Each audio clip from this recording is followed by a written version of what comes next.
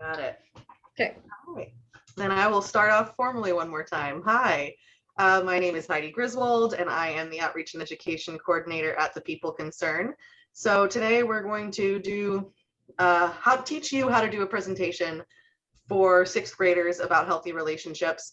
I will do a disclaimer. I have done primarily seventh and eighth grade and high school students. Sixth grade is possibly the group that I've done, not possibly, it's definitely the group that I've done the least. So y'all have that expertise and feel free to tweak things as needed for your kids. I'll also say that sixth graders, kids in general, as I'm sure you know, are a heck of a lot smarter and more intuitive in some ways than many adults give them credit for if they're adults who aren't used to working with sixth graders. So give them credit for the things that they pick up on, and just use, I think one of the best things you can do when doing a topic that can be uncomfortable or difficult to talk about is to acknowledge that and be like, this is something that adults don't have figured out yet. Adults don't know perfectly how to be in healthy, good relationships. So we're kind of figuring it all out together, and teaching things like relationship skills is kind of new in sixth grade, in middle schools, in schools in general. So it's acknowledging that's something that you can learn about together, and especially with the tool that I'm going to show you at the end, that's kind of about talking about the gray areas and figuring out what's okay or not. Just lean into that, acknowledge if you have any of your own discomfort, because kids pick up on that, as I'm sure you know, and just be as open as possible. So I am going to share, let's see, can you see that okay?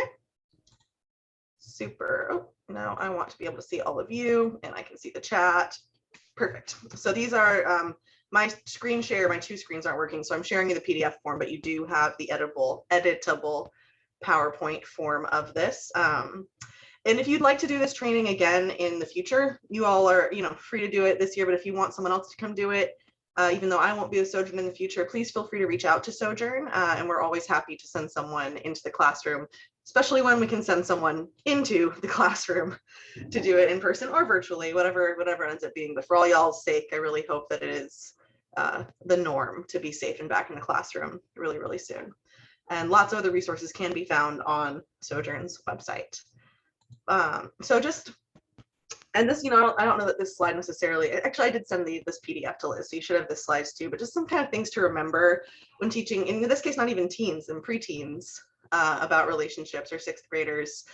Part of why we're doing it, understand why you're doing it, is really important, because giving students the tools to talk about consent and healthy relationships and boundaries is part of creating environments in which they can learn. If they are having unhealthy relationships, if their parents at home are in unhealthy relationships and that's impacting their ability to show up at school, or if they are experiencing bullying or sixth graders do date, and that can be, again, kind of shocking or uncomfortable for a lot of adults, and it doesn't look the same as dating at 16 or dating as a college student or an adult, but it's important to give it the level of seriousness that those sixth graders are giving it in their lives. So even if this dating relationship is only going to last 3 days, a week, a month, a semester tops, in that moment for those kids, that's something that is very serious and has a very big impact on their life, on their interpersonal relationships, on how they're interacting with others. So give it the weight that they're giving it. And also, unfortunately, those relationships can be unhealthy or toxic or abusive as soon as they start. So it's really hard and kind of painful to think that 12-year-olds can abuse one another, but we know that 12-year-olds can bully one another. And this is at 12, it tends to look more like bullying within the context of a dating relationship. That's not to say it can't mimic abusive relationships that might happen for older folks, but it's something that still does have that very serious impact. As I said before, it's important and okay to acknowledge that it's hard to talk about. Use inclusive language. So that's important consistently when you're talking about anything related to gender and sexuality. Just because kids at 12 may or may not, I knew I was bisexual when I was 12, first of all. And we know that there are gender creative kids who are much younger than sixth graders, right? So even if 12-year-olds haven't necessarily figured out and I guess I'm just using 12 for 6th grade because that's the point in my mind, but insert age of your kids here. But just because they might not have necessarily figured that out for themselves yet or don't want to talk about it doesn't mean they're not aware of what's going on and how we talk about gender and sexuality in inclusive or exclusive languages. So when you're talking about dating, using terms like partner or using boyfriend, girlfriend, or partner, and making sure not to use exclusively heterosexual examples, using gender neutral pronouns like they as much as possible is a really good thing to do. Another thing, if you're trying to get used to using they, them pronouns, or even to talk about me or someone else, I recommended to my mom when I started using they, them pronouns about 6 years ago, talk to the dog about my day and practice using those pronouns. So if you're not used to using they, them pronouns, go talk to Romeo and say, I have a conversation about dating relationships using exclusively they, them pronouns. Romeo's not going to care if you mess up, and you'll just practice saying it and kind of getting it in your mouth. That'll help you adapt to it. Then you're less likely to slip up when it comes to a kid where if they choose to confide their pronouns in you, that could be huge. And then you messing them up could also have a huge impact on that kid. So that's not necessarily directly the point of what we're talking about today, but as an adult who uses they, them pronouns and is non-binary, it's always really important for me to push caring teachers to be extra aware of that, teachers and counselors, because you can have a tremendous impact, and just one supportive adult in a kid's life who supports them and actively affirms their gender decreases risks of suicide by tremendous amounts. So it's all stuff that I think you all know this because you work with young people. I think oftentimes people who don't work with 6th graders tend to minimize the emotional depth of those young people. But you know how deeply these kids are feeling some of these things, and to give that the weight it deserves makes a tremendous difference. It's also important to remember that even with 6th graders, it's likely that there are survivors of dating violence or sexual violence in your class, or someone who's been impacted by that, whether they have, or parents, or an aunt or uncle, or someone who they've seen experience abuse, whether they've experienced an unhealthy relationship already themselves, or bullying, or sexual violence happens to a heartbreaking number of young people. It's 1 in 6 young people experiences sexual abuse before the age of 18. So it's likely that someone in the room has already either witnessed or experienced something like this. So the weight that you give to that is really important, and also providing options for those kids is important. I have a slide. Oh, go ahead. 1 in 6, that's pretty significant. That's really crazy. I wanted to let the interns know that I had a 8th grader that actually Juana was working with last year. Some of you know her. And this young lady made straight A's, kindergarten, 1st, 2nd, 3rd grade. And then in 4th grade, she started sliding until she got to 6th grade. I think it's got a little better in 7th and 8th. And then she finally revealed to her mother, she opened up to her mom that she was being sexually abused by a neighbor. And then the neighbor moved when she was in 7th grade. So, one thing that you can always do is, you can look at transcripts, and sometimes transcripts say a lot, So fortunately, that young lady went to Stewart House and got some good help from there.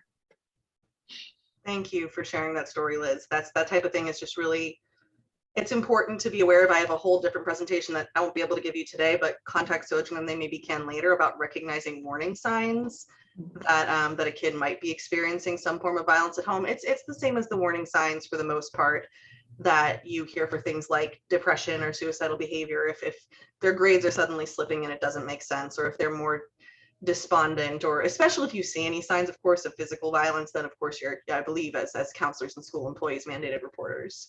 But just checking in, especially the kids who don't necessarily, like someone who was a straight A student or something, don't necessarily seem on the surface like they would need checking in, check in anyway.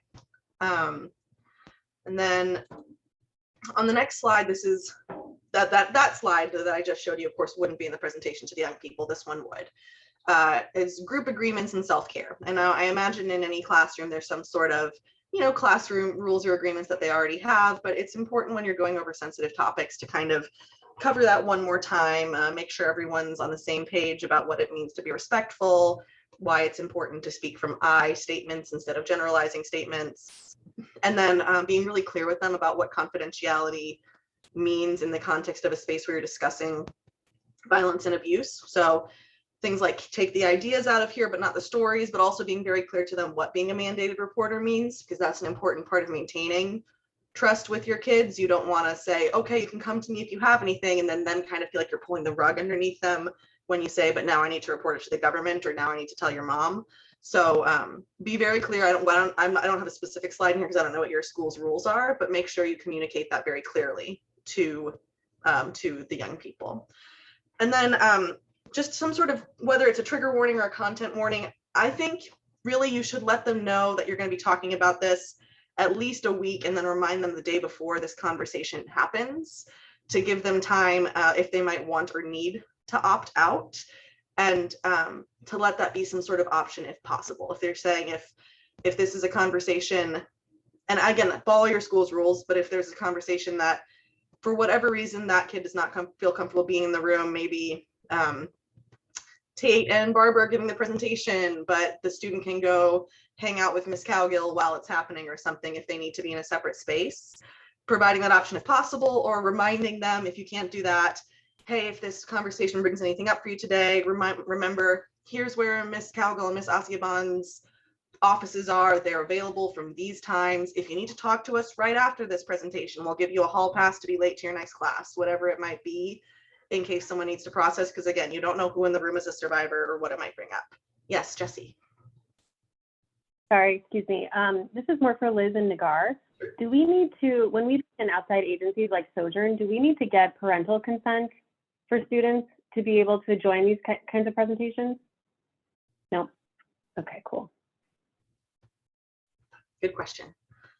So hopefully this one's one you'll be able to do internally, but even so, just reminding them to take care of themselves. And I know that often participation is really strongly encouraged, and on other topics, yes, do encourage participation. But in this particular training, I would really ask you, don't force anyone to participate, because you never know why a kid might not want to participate. Especially there's a really participatory activity that I'll teach you at the in the second half of this workshop.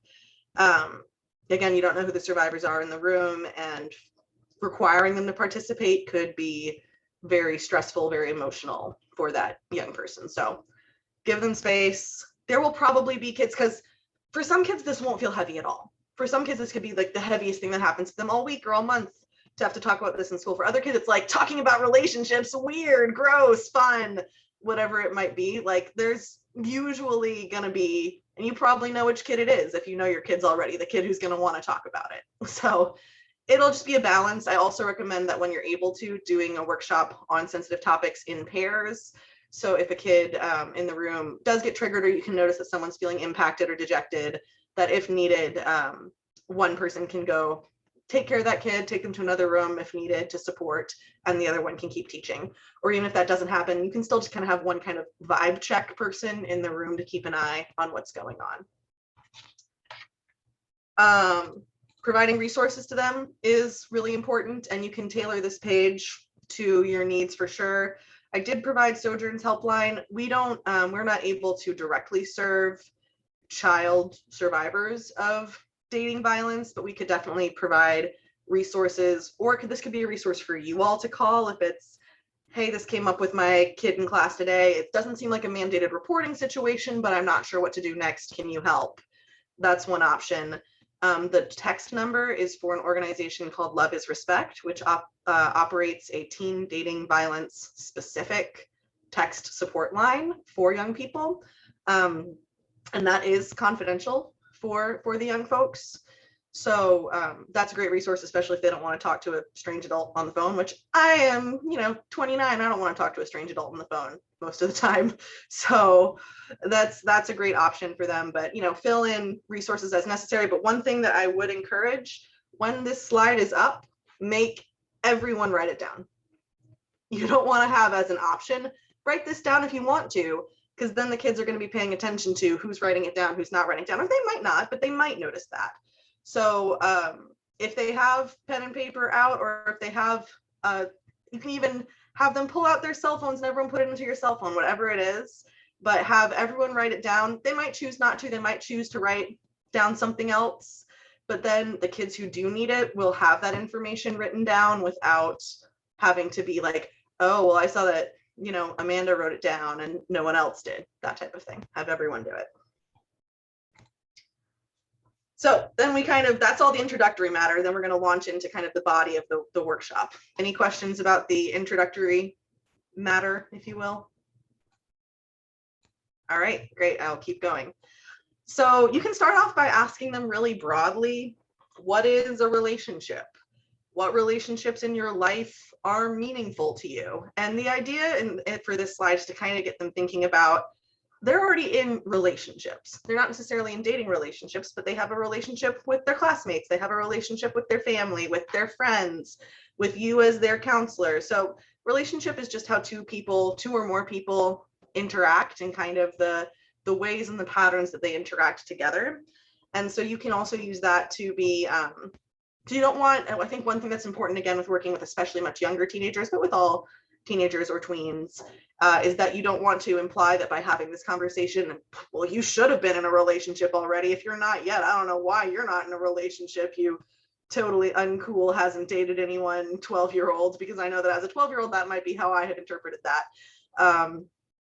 And so I remember breaking down at the 7th grade dance, talking to my mom about why have I not been in love with anyone yet, which in retrospect seems ridiculous, but in the moment was deeply important and deeply hurtful to me that I hadn't dated anyone yet. So this is an opportunity to talk about, you're already in relationship with people, and lots of the things that we're going to talk about today can apply to friendships as well. Friendships, especially in middle school and during those adolescent years, can also be toxic and abusive, and you need to talk about boundaries and things like that. So we're talking about it in the context of romantic relationships, but whether you've had one in the past, you have one now, or you're gonna have one in the future, this is relevant to everyone in the room. All right. So then after you've heard from them what kind of relationships are important to them, you can ask them to think about examples for them of healthy relationships, whether it's in pop culture, the news, fictional couples. You can think about maybe books that they've read as a class or things like that. It was harder for me. It was a lot harder for me to come up with examples of things that I thought that 6th graders would know about. I have a much more diverse set of examples that I use for high schoolers or for adults. But characters are often a good thing to use. So I used, for those of you who don't know, from top to bottom, first we have Harry and Meghan, which people might have heard about a little bit more over the summer, and you can talk about ways that their relationship is healthy because they knew that the palace in England where they lived was a mentally unhealthy space for Meghan. And so it's kind of a reverse fairy tale. They chose to leave being royal to support each other and support their health of their relationship and their mental health. So that's actually kind of more romantic than living in the castle with the prince, is the prince saying, well, having a healthy and strong relationship and strong mental health is more important to me than living in the palace. So if the kids know about that, that can be a great example. It's also, and this is my own personal feeling, I was having a hard time coming up with non-white relationships that were healthy relationships in the media or in the news that kids might know. So if you know some, please put them in, please send them my way. That's my personal feeling. For, I guess, you know, I think that's not true. Sid and Elena is Latina. But I had a hard time coming up with it. And that's also a failure of the media, right? That there aren't readily pops into my head examples. There aren't a lot of readily pops into your head healthy examples, period, because there's lots more unhealthy relationships in the media than there are healthy ones. And that's another conversation you can have with your kids.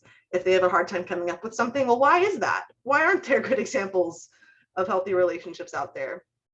Sid and Elena are from One Day at a Time. It's important to have an example of an LGBT relationship in there. Sid on the left is non-binary and Elena is bisexual, I believe. So they have a very cute relationship. That's a cute Netflix show if you haven't seen it. With Hiccup and Astrid from the How to Train Your Dragon movies, they really were friends first, and that's an important thing to talk about, how some of the best relationships come out of friendships and really knowing each other and knowing how to support each other. And then on the bottom, we have Anna and Kristoff from Frozen. I love Frozen. I think Frozen is great. Before they kiss in the first movie, Kristoff asks permission to kiss her. The second movie is all about how they can still be strong as a couple, even when they're totally apart on different magical quests. Like, they still support each other in the end. It's some healthy masculinity. It's a really strong relationship. That one's a good one to talk about. If they come up, if they share with you relationships that you haven't heard of, you can ask them questions like, oh, I don't know. I actually don't know that relationship. What is it about it that you think is healthy or good? Or even ask other kids in the classroom. If they say a relationship that, like, let's see, I've had kids in the class, I've had people say like Bella and Edward from Twilight before. I don't think that's a healthy relationship. I don't know if y'all have engaged with Twilight or not, but there's some big red flags there. Like, even if it's I enjoy watching the Twilight movies. I think they're a great time, but they're not a good model for a healthy, respectful, consensual, mutually beneficial relationship. So you can ask questions. Ask like, well, what is it about that relationship that you like? Are there things about that relationship that you think might not be so healthy? And you can ask that question to the room too, because one of the things that I think is great is when you're working with a room of diverse young people, often they'll have different opinions and they'll be able to answer the questions for you. So the more that you can ask questions to the whole room and have peers educating each other, that's going to be even more effective than just you as an adult standing in front of the room and telling them what you think. Like, hearing it from them, from each other, is even better. Let's see, anything else that I had on the notes of that? No, just make sure that it's diverse. Make sure you have at least one queer couple and at least one or more non-white couples. So then you can do another brainstorm, and if you want, this can be on a piece of paper, on the whiteboard. It's even better if you can write out their examples. What are some of the things that they think make a relationship healthy? And so, they'll shout out things like communication, being nice to each other, being friends, whatever they say. Just a great idea to write it up on the board. But then I will skip right to the next one, because then we have this wheel that you can show them as a diagram of some examples of the things that make a relationship healthy, and you can point out, oh, you said this and you said this, like, this is already on there. You all know what you're talking about. You know what makes a relationship healthy. You're on the right track.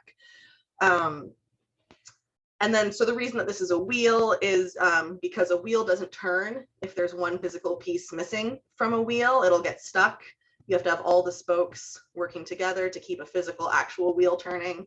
And it's just like that in a relationship. You need all of these things. And all of these things, again, you can take an opportunity to emphasize this is true for romantic relationships, and this is true for friendships.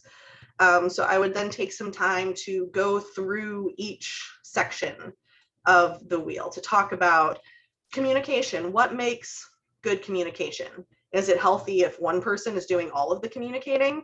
Why is it important that it be mutual? Things like that.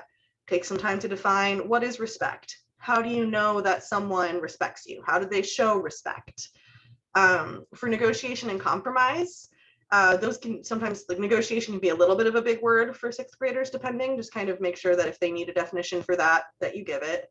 And for compromise, it's important to talk about what are things that are okay to compromise on and what are things that are not okay to compromise on. So we kind of sometimes hail compromise as a universally good thing in relationships because it's people taking each other's needs into account, balancing out different priorities. And some things are great to compromise on. Like, you don't want to always just get what one person wants for dinner, or you don't want to just always go see movies that one person likes. You want to explore each other's hobbies. Learn. One of the most fun things about relationships is learning new perspectives, learning new things about each other that you didn't know. But ask them, what are some of the things you think it's not okay to compromise on? So those can be things like your personal boundaries. If you said no to something, it's not okay for someone to ask you to compromise on something you've said no to. It's not okay for someone to ask you to compromise on your values or things that will impact your schoolwork or your relationships with your families, So just ask them what's not okay to compromise on, and be really clear about it's never okay for someone to ask you to compromise on your personal boundaries, including what physical things you're comfortable with in a relationship. It's never okay for someone to ask you to compromise on your values or your family and the time that you spend with your family and your other friends. So it's a big topic, but to make sure to emphasize that. Safety means both physical safety and emotional safety. You can emphasize really clearly early on that you always, always, always deserve to be physically safe in a relationship. That means that no one is ever putting their hands on you with the intention to harm or to hurt, that if they ever touch you, it's in a way that is kind and affectionate and loving and wanted. If someone's touching you in a way that is unwanted, you should tell them, no, I'm not comfortable with that. Please don't do that. And if they don't listen, it's okay to talk to a safe adult to get help. But it also means emotional safety. In a healthy relationship, you should feel comfortable being yourself around your partner. You shouldn't feel like you have to pretend to be someone else who you're not, or worry that they'll make fun of you. You shouldn't have to, feel like you're putting on a performance when you're around your partner, that you're worried that if you say something that they're going to use it against you. You should feel both physically and emotionally safe with a partner. Honesty is a pretty straightforward one, but it's important that you feel that you can be honest with your partner and that you feel like they're being honest with you. But honesty doesn't mean that you have to tell them everything about you right away. It's okay to keep some things personal or private. And that's also a conversation you can have with the trust section. Like, it's good to have trust in a relationship, but you also don't need to trust someone with everything about you right away, just because you want to keep some things personal and private to yourself, whether it's your passwords or just kind of things that feel personal, whatever it is. It's good to share, it's good to learn and grow with a partner, but it's also okay to keep some things private. But then again, when you're talking about safety, you can emphasize things that someone shouldn't ask you to keep private. If someone is pushing your boundaries, touching you or talking to you in a way that makes you feel uncomfortable, they shouldn't ask you to keep that a secret, and you should be able to tell someone about that. So this isn't really a child sexual abuse prevention workshop, but you can always kind of keep those things in mind. Support is pretty straightforward. Your partner should support you in the things that you care about. They shouldn't make fun of the things that you care about. They should be excited for you when good things happen to you. I just talked about trust already. And then equality, you should feel like both people are like on an even playing field. Like both people are putting equal amounts of effort into the relationship. Both people equally care about their relationship, and one person isn't telling the other person what to do. That's kind of how you can word it. I just talked a lot really fast. So does anyone have any questions? Well, I'll take a drink. Anyone have questions about what I've said so far? No, it's all really good. I've just been communicating through the chat with Laura, and she's like, this is great. Oh, good. I'm so glad. Glad to hear it. All right, I'll keep going. Oh, you know what? Usually I think I have this on the PDF so I can still see your faces. Usually on PowerPoint, I think the blue part at the bottom slides in as an animation. You don't have to have it be an animation if animations annoy you. That's fine. But there's a couple slides to talk about boundaries. So first, you can kind of ask them, even if you want, before you put anything on the slide, what are boundaries? Again, I emphasize asking questions and using the knowledge that the kids already have as much as possible. And depending on the group, you might have a group that's super chatty, and you might have a group, especially when I pity all of you and all the kids who sometimes are having these conversations at 7 in the morning.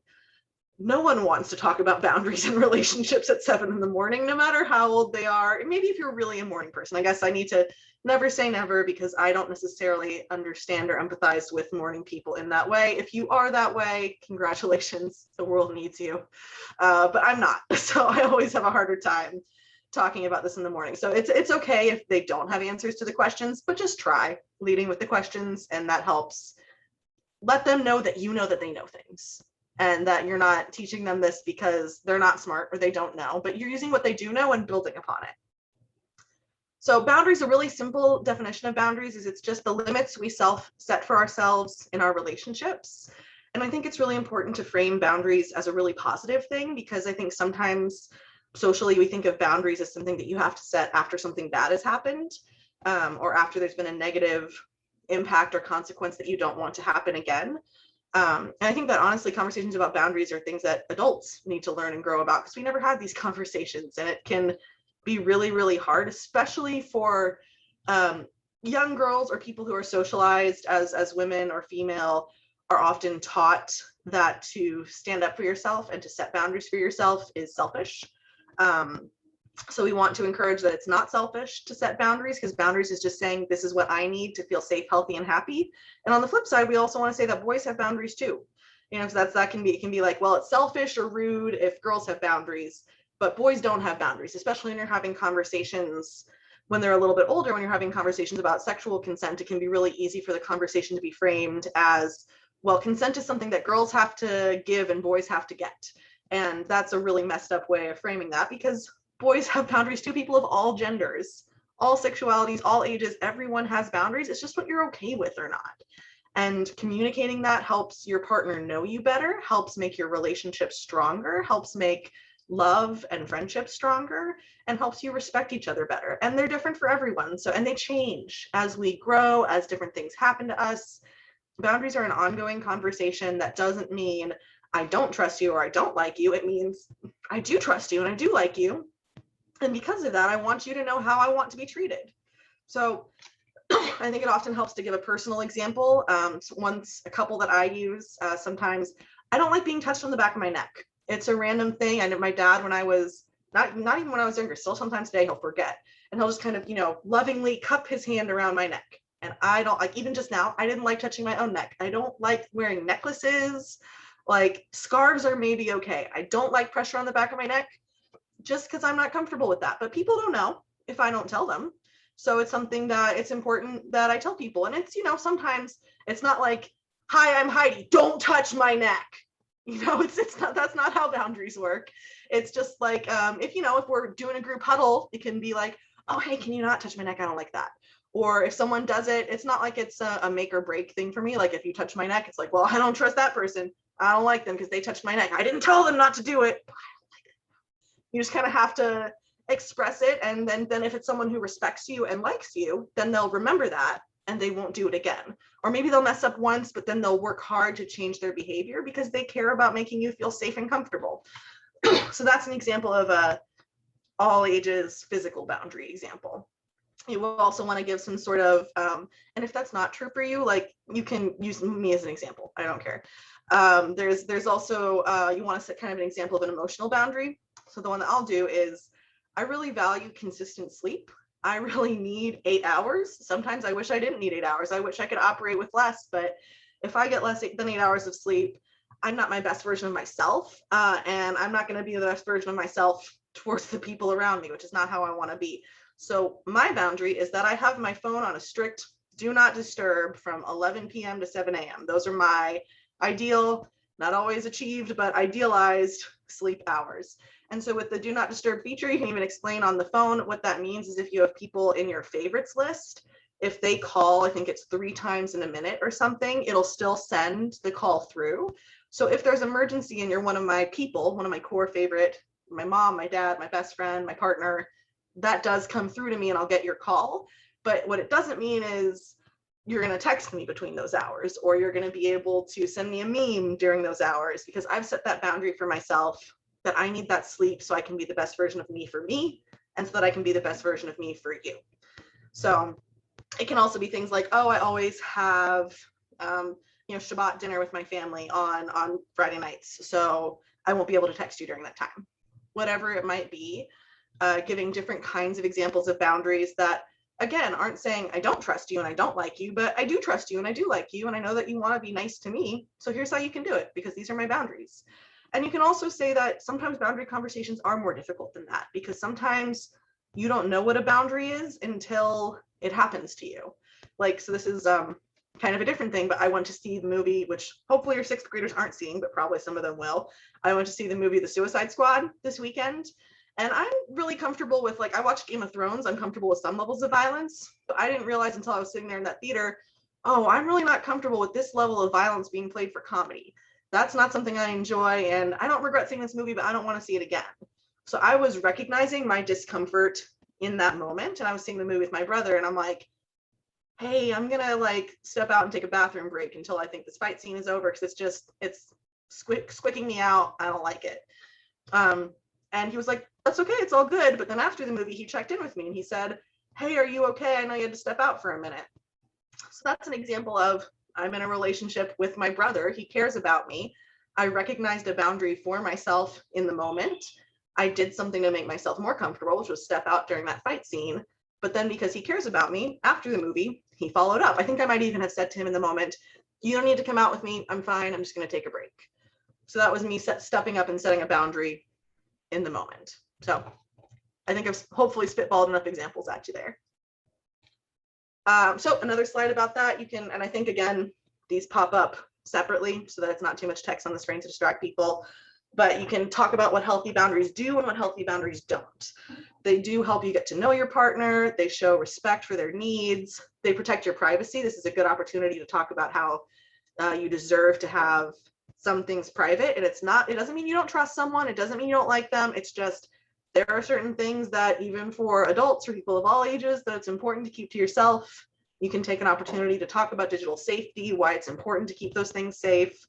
But it doesn't mean you don't like or trust someone to not share a password, period. If you don't want to share your phone with them, doesn't mean you don't like them. It just means your phone is private, and that's okay. What it does is make your relationship better. What it doesn't, and this is important because I think that this is something that can get misunderstood by adults too, but also for younger folks, is that someone's boundaries don't place limits on what you can do. Someone's boundaries are about themselves and what's done to and happens to around them. So for example, my boundary can't be, well, my boundary is you don't spend time with Allison because I don't think she likes me. You know, it's like, that's my boundary is limiting your behavior, and that's not okay. That's controlling. So boundaries don't control someone else. It doesn't stop you from participating in hobbies. It can't be, my boundary is that we spend all of our time together after school, because if we don't spend all of our time together after school, then how do I know that you love me or that you care about me? So it's really important that boundaries don't feel one-sided. Boundaries don't make you feel like you're walking on eggshells or have to police your own behavior around your partner. Boundaries aren't selfish. Boundaries are, here's what I need to feel comfortable, and here's what I'm asking you to do to help me feel comfortable. And if someone chooses not to respect your boundary, then they may not be a healthy person for you. It may not be a good person for you to spend time around. And that can be a hard decision to make. I mean, that's hard for adults too. I've had family members who I'm no longer in relationship with in my life because they haven't respected certain boundaries that I have. And that's tough. But I guess when we're talking about relationships, one thing that, again, you can emphasize is the longest relationship you're ever going to have in your entire life is your relationship with yourself. And that's the one that you need to prioritize the most. And setting boundaries actually helps you get to know yourself better, helps you to love yourself better, helps you to be brave about standing up for yourself and standing up for your needs. So yeah, it's something that can be really empowering and really exciting in that way. And someone who actually loves you and cares about you is never going to tell you your boundary doesn't matter, or your boundary is silly, or your boundary is a joke. So that's really important to emphasize. Any questions about boundaries? All right. So the conversation on boundaries, oh, this is really annoying. I'm gonna have to pull up, well, okay, I will pull up the PowerPoint as well because I do want you to be able to see this full slide. So I will share my screen with the PowerPoint and pull up that actual slide. Sometimes the animations get the better of me. All right, hide you for a minute. Consent and present. All right, are you all seeing the full consent screen now? Yes, I think so. I can't see you anymore, but no one's saying anything, so I'm going to take it as a yes, hopefully. Yes, you can see it. Great, thank you. Thank you for your patience with my flopping formats. This is why that's why I'm doing it mostly in the PDF so that I can see you while I'm doing it. So consent kind of follows naturally from the conversation about boundaries. At 6th grade, you may not be having conversations about sexual consent. If you do, I think it's important that whatever your school's curriculum is, I think that 6th grade is often an appropriate time to talk about sexual consent explicitly. I think that needs to be a separate, longer conversation than this conversation about relationships, just because you're getting at something different. And talking about sex, especially for younger people, tends to be more uncomfortable than just talking about relationships. So definitely, I think you should talk about it. That's a different curriculum. Sojourn does have that curriculum because you may not like it, but some 12-year-olds are having sex. It's happening. So talking about consent in that context, very important. Please have that conversation separately. for the sake of this relationships conversation where we're not necessarily explicitly talking about sex, and we're trying to get folks comfortable with how do we talk about relationships, how do we talk about relationships that might be friendships. You can talk about consent and how consent is not just sexual. Actually, I think it's a really good opportunity to talk about how, I think sometimes we can talk about consent, it's like consent is a thing that only happens during sex. No, that's not helpful. So we're practicing consent all the time. Do you want a hug is something that I think is a really important thing. There's probably going to be examples of kids in the room who have had a grandma or grandpa or aunt or uncle who always wants to give them a hug, and they may not want to give a hug. So that's something that you can say, well, that's a boundary that you're allowed to set. You're allowed to say that I don't want a hug, and that might be controversial for some adults, but I think it's really important that we teach kids that their bodily autonomy is important and matters, and they're allowed to have boundaries about who they hug or don't hug. But that's something that I just had to learn with my friends. Like, I love hugs. I give hugs freely and liberally. It's been really hard for me during the pandemic to not be able to hug all of my people. But I have friends who really don't like physical contact. That's not their love language. They're not into it. Or I give, for an example, sometimes, and this was important, this is especially when I was a teenager, and it's true for me now too as an adult, but I think I realized it as a teenager. When I am very angry, I don't want to be touched. For whatever the reason is, when I'm angry, I don't want to be touched. And my mom also is a big hugger. That's kind of her love language. And so I didn't really figure out how to articulate it when I was a teenager, but I felt it, and I learned how to articulate it later as an adult.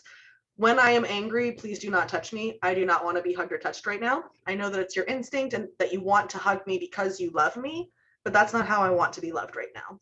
So that's an example. Again, you can show boundary setting, and consent and boundary setting are really different words for the same thing. It's just the concepts are slightly different, slightly more nuanced, but they're basically the same thing. Boundaries and consent are right on top of each other. But it can be even more simple than that. Like, you have something in your hair, can I get it out for you? Or, plenty of people have instincts to tuck someone's tag down if their tag is sticking up. I just told you earlier, remember, I don't like having my neck be touched. So for me, it's really important. I want to know if my tag's sticking up. I don't want to walk around looking silly or goofy with my tag just up in the air, but I don't really want you to touch my neck because I don't like it. So just asking someone, hey, can I tuck your tag? Or do you want to know, like, your tag needs to be tucked? A consent can also look like offering options. Would you like a glass of water? No. Would you like some orange juice? Okay. You don't have to have anything to drink either, whatever it is. It's just offering options.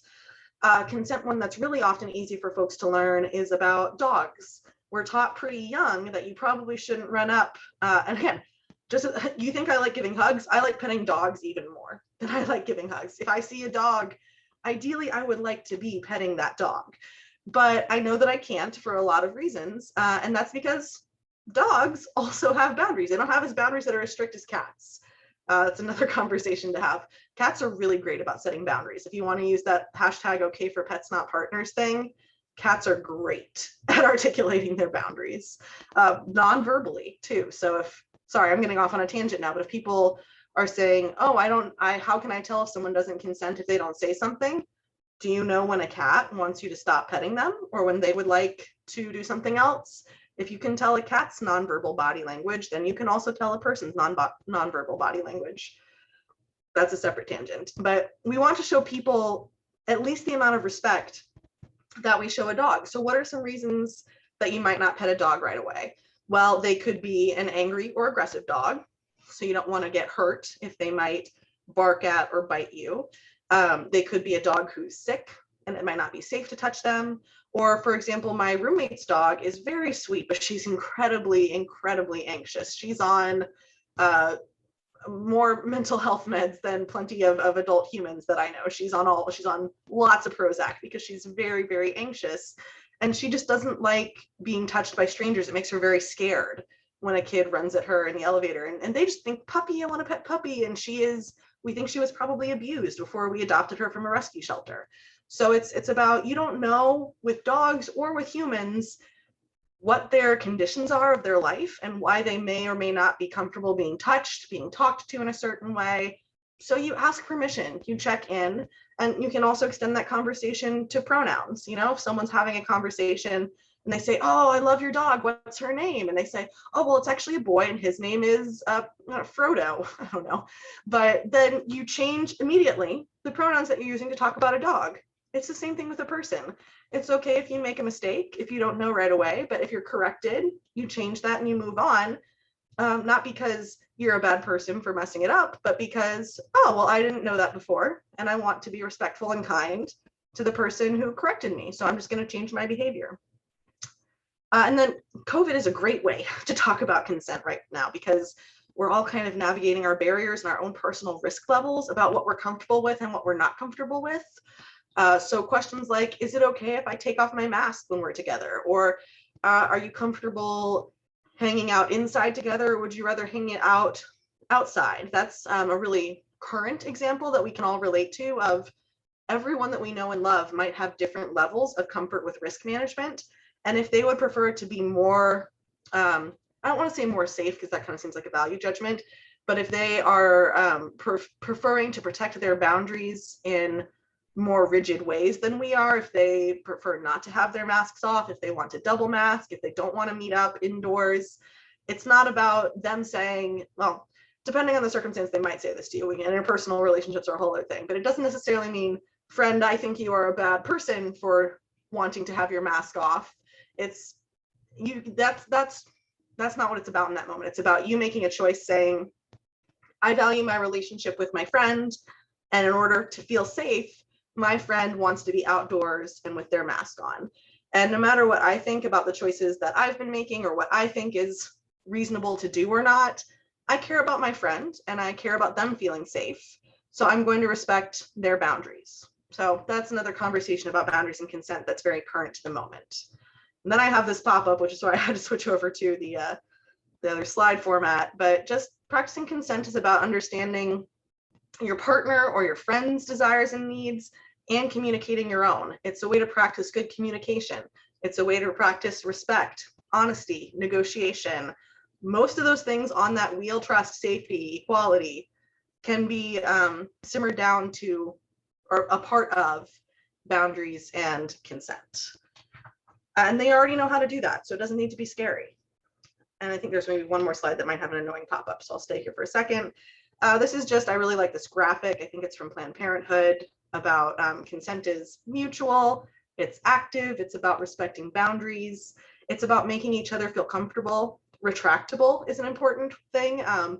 If you were comfortable with something once and you change your mind, that's okay. That's happening right now too, right? People who were comfortable meeting up indoors without masks because of COVID, now that the Delta variant is happening, are changing their minds and saying, hey, I know last week we went to brunch indoors in a restaurant without masks on, but the information has changed and how I feel about it has changed. So now I would rather only meet up with masks on. So you can give that kind of example. It's okay for someone to change their mind based on information changing. Or you can give an example, lots of parents tickle their kids. Some kids like being tickled, some kids don't like being tickled.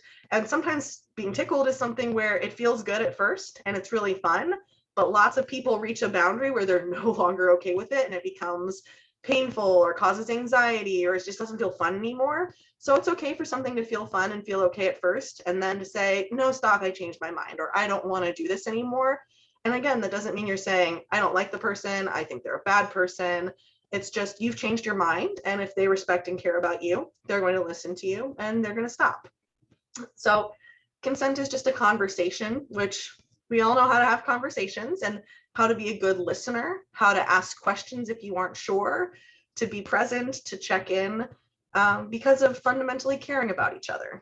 And I think there's another pop-up. Yes, it's an important pop-up. It says people of all genders are responsible for giving and getting consent, because everyone has boundaries and everyone's consent matters.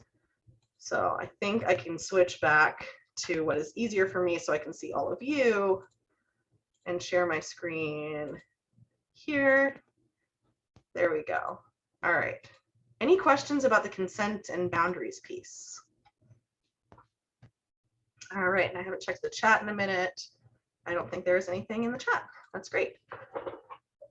All right, we'll keep going. So I think that is close to wrapping up the healthy relationships bit. I like to end on a conversation about what are your relationship rights. And so this is just a few of them. You can also ask, again, ask the room, what do you think are your rights in a healthy relationship?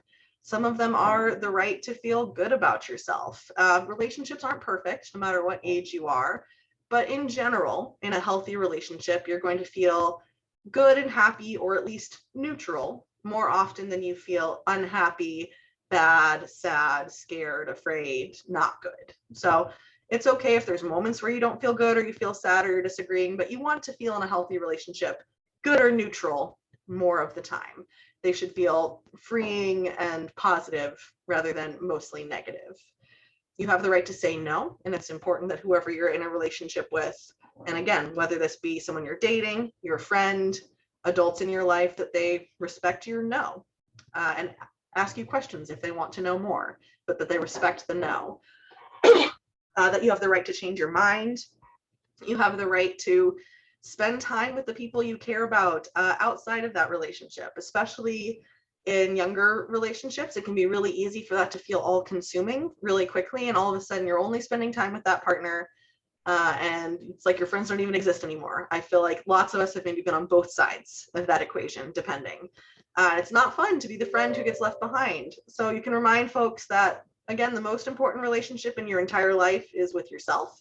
And your relationship with yourself is stronger when you have a relationship, and a good relationship, with lots of other different people who know you in different ways, who can give you different feedback. And just that oftentimes, and this is probably, middle schoolers might have observed this, that oftentimes in middle school and high school, your relationships with your friends are going to last longer than your relationships with people that you're dating. And it's important that those people in your life feel valued and respected, and not like you've forgotten about them. Because you're going to be there to support them if they end up dating someone, and you wouldn't want to be left behind, and you want to be there for them if something happens and the relationship ends. And it's the same, it's mutual like that. Another opportunity to emphasize private use of your cell phone or computer is absolutely your right in a relationship. It's possible that their parents have different rules about cell phones, so you can make a caveat for that, but that your parents might have set different rules about who sees your cell phone or not. But your peers do not have a right to see your cell phone or your computer without your permission. You have the right to do things that you care about, even outside of the relationship. And then at the end of the day, ultimately, everyone has the right to feel physically and emotionally safe with their friends and with their dating partner. All right, that's the wrap up on the healthy relationships side. Opportunity for questions, thoughts, comments about anything I've said so far. Thank God I'm recording this. You have so much, like, all of your examples are so good. I almost feel like doing a Microsoft, that little trick you can do to like transcribe. Yeah, feel free. Yeah. I'm comfortable with you using all of my examples, claim them as your own. Please, I've gotten to do this specifically for a long time, so I've had the opportunity to think of lots of specific examples. Yeah, I just think that, everything from the pictures that you showed, like I think of Frozen and, How to Train Your Dragon and Megan and Harry and Sid and Elaine, and then all the examples, you really bring the concepts to life. Oh, thank you. So interns, be reviewing this. I'll get this video out to you guys so you can review it if you're not taking notes, because I was like, I'm just going to listen. I'm not going to take notes since we're recording. So that's fair. Hey, I'm really glad you recorded. Jesse, you have a question? Yeah, I actually had a question about questions. So I was just wondering, I think you said sometimes this is a difficult topic for students, especially at the middle school age. Are there any questions that you've received before that have been really hard for you to answer, or any kind of like heads up you could give us on ways that middle schoolers kind of interpret this information? That is a good question. I think that I have way more specific examples for that in the interactive piece that we're going to do towards the end. So I'll have lots of specific examples for you there. Did you say specifically question about touches and touching? Sorry, I have to unmute on both of my devices. Yeah, no, I was just wondering, in general, I have very young kids, but I'm thinking, like for a sixth grader, are they thinking about friends more? Are they thinking about family more? Are they thinking about dating? Like when they're processing this, so I can kind of think about how I want to communicate it. Yeah, that's a good question. It really depends on the group. And you know, this is, I often ask teachers going in, it's a little bit harder if you're doing it at the beginning of the year and you don't know your kids super well yet. So it can be something that's good to talk about. Well, I guess we've got counselors representing different grade levels here, right? You could do a variation of this exact same workshop almost every year, and the same kids are going to have different answers as they grow, because they're doing, as I'm sure you know, so much growth in this 3-year period as who they are as people. So, you know, again, asking them questions as you go is a great way to kind of gauge where they're at. Are they answering with things that are more about their friends or that are more about dating? Also give them plenty of chances to ask questions. And, you know, one thing I think I forgot to put on a slide, but especially if you're coming back or if you're doing this over like a 2-hour period or something, either between sessions that you come visit or in the middle of a 2-hour session, it's a great idea to have everyone write something down and everyone submit something as a question. So and just like I said, require everyone to write something down. So say, if you don't have a question, tell me how you're doing today, or tell me what you think I should name my new cat, you know, whatever. Just have them write something down so that no kid feels awkward about being the only one with a question. That's also a great reason it's good to have 2 people, so that one person can be gathering and looking through the questions while the other person keeps leading the workshop. So having a way for anonymous questions, really important. And sometimes you might get a disclosure. That's a kind of a warning. Sometimes you might get a disclosure on a random piece of paper. And sometimes the kid might not have put their name. So that's tough, but that can be a big red flag to you that, okay, the kids need a more specific workshop specifically about sexual abuse or whatever it might be, or we need to dig in deeper for X, Y, or Z reason. But giving the kids an opportunity for anonymous questions can be really huge. And I guess also this is kind of like a blanket kind of heads up. I've done hundreds of these. I've maybe gotten half a dozen personal disclosures. Some more often I'll get disclosures that are, they say it's about their aunt or their sister, and sometimes it probably really is about their cousin or whomever. That's not them, but sometimes they'll use, this is happening to my friend, or this is happening to someone I know, and they're really looking for feedback about themselves. I don't necessarily think I have a slide in here about this. I ought to, but the most important thing that you can do and I know this isn't your question, but I'm going to answer it anyway. The most important thing that you can do if a young person comes to you and even implies that something might be happening to them or to a friend is to, first of all, say, I believe you. Because there are going to be plenty of adults who don't, or try to nitpick what they're saying, or don't take it seriously, or don't give it the emotional weight that that kid is feeling. So say, I believe you. What's happening in this scenario, whether it's to them or to their friend, is not okay. You don't deserve that kind of behavior. You deserve to be healthy and safe. Here's the steps that we're going to take. But also, here's the steps that I have to take. You have to share that. So here, because I'm your teacher and this is my role, I'm required to do X, Y, Z.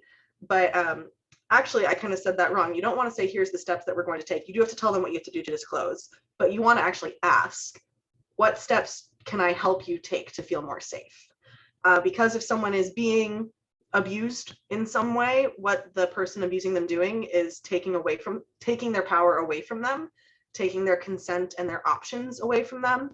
And so what you can do is give examples, give suggestions. You can say, here are some things that we might be able to do to help you feel more safe. Here are some possible numbers that we could call. Here are some resources that we could look at, and then ask, what of these options do you want to do that can help you feel more safe? So of course, always follow the procedures and the rules that you have to do in terms of mandated reporting, especially with kids.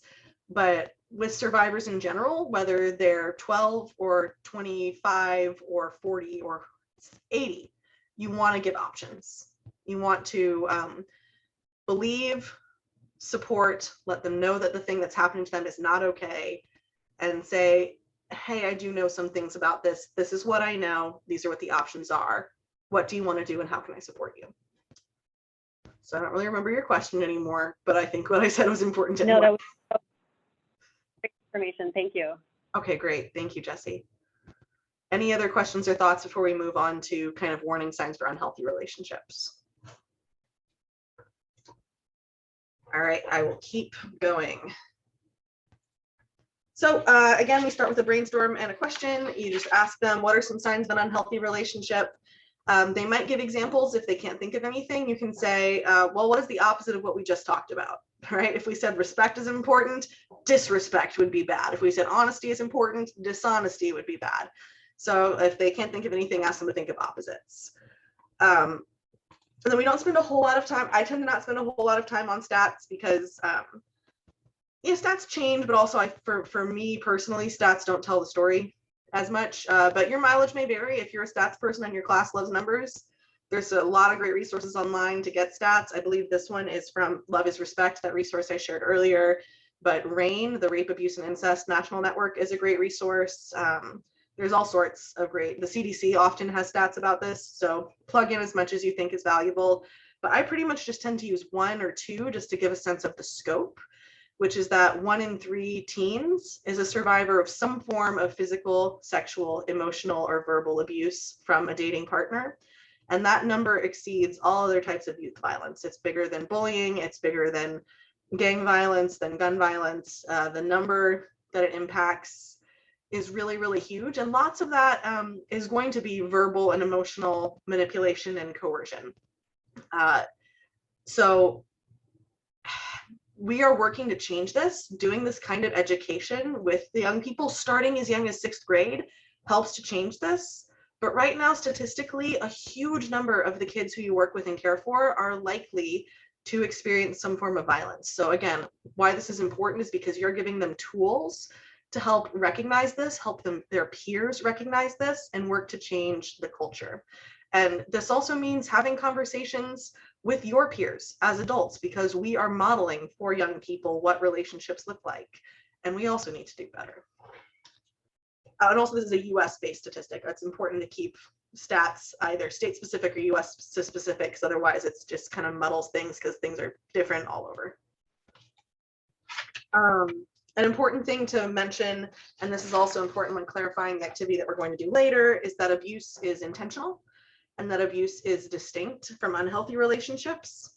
We might all have a friendship or a relationship in our life at some point that's unhealthy, where it started off good, but values change, preferences change. We dated them because they seemed really cute, but then it turns out that, like, you know, they didn't like the same things, or they were just a cute face and it didn't go deeper than that. You know, I've had those relationships for sure.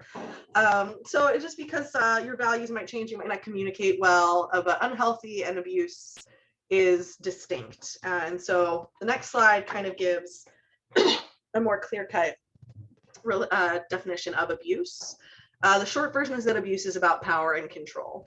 Really, it's a pattern. I'll just read it because that's the clearest definition. It's a pattern of actual or threatened acts of physical, sexual, emotional, and or digital violence against a dating partner. And there are even more types than that, but that's kind of what's easy to kind of summarize and contain it to.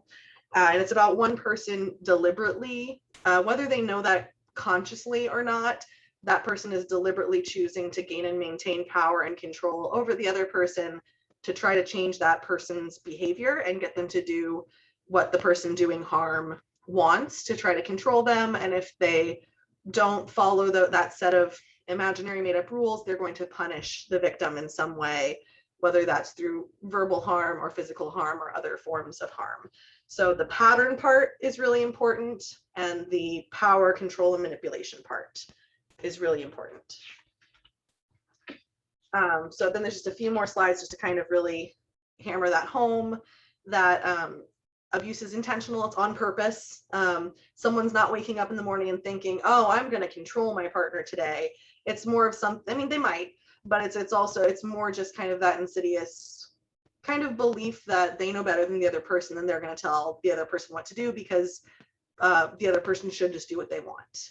It tends to be more, like I said, insidious than just like thinking, I'm going to be controlling today. And it's also important, this is also painful to realize, but just as much as it's likely or possible that a kid in your classroom is a survivor of some form of abuse, it's possible and likely that kids in your classroom could be perpetrators of bullying or abuse. And we don't want to think that. And also there is opportunity and a chance for these kids to change and grow and to have different behaviors, especially if they have positive behaviors modeled to them, especially if they're shown different ways of being in relationship with other people.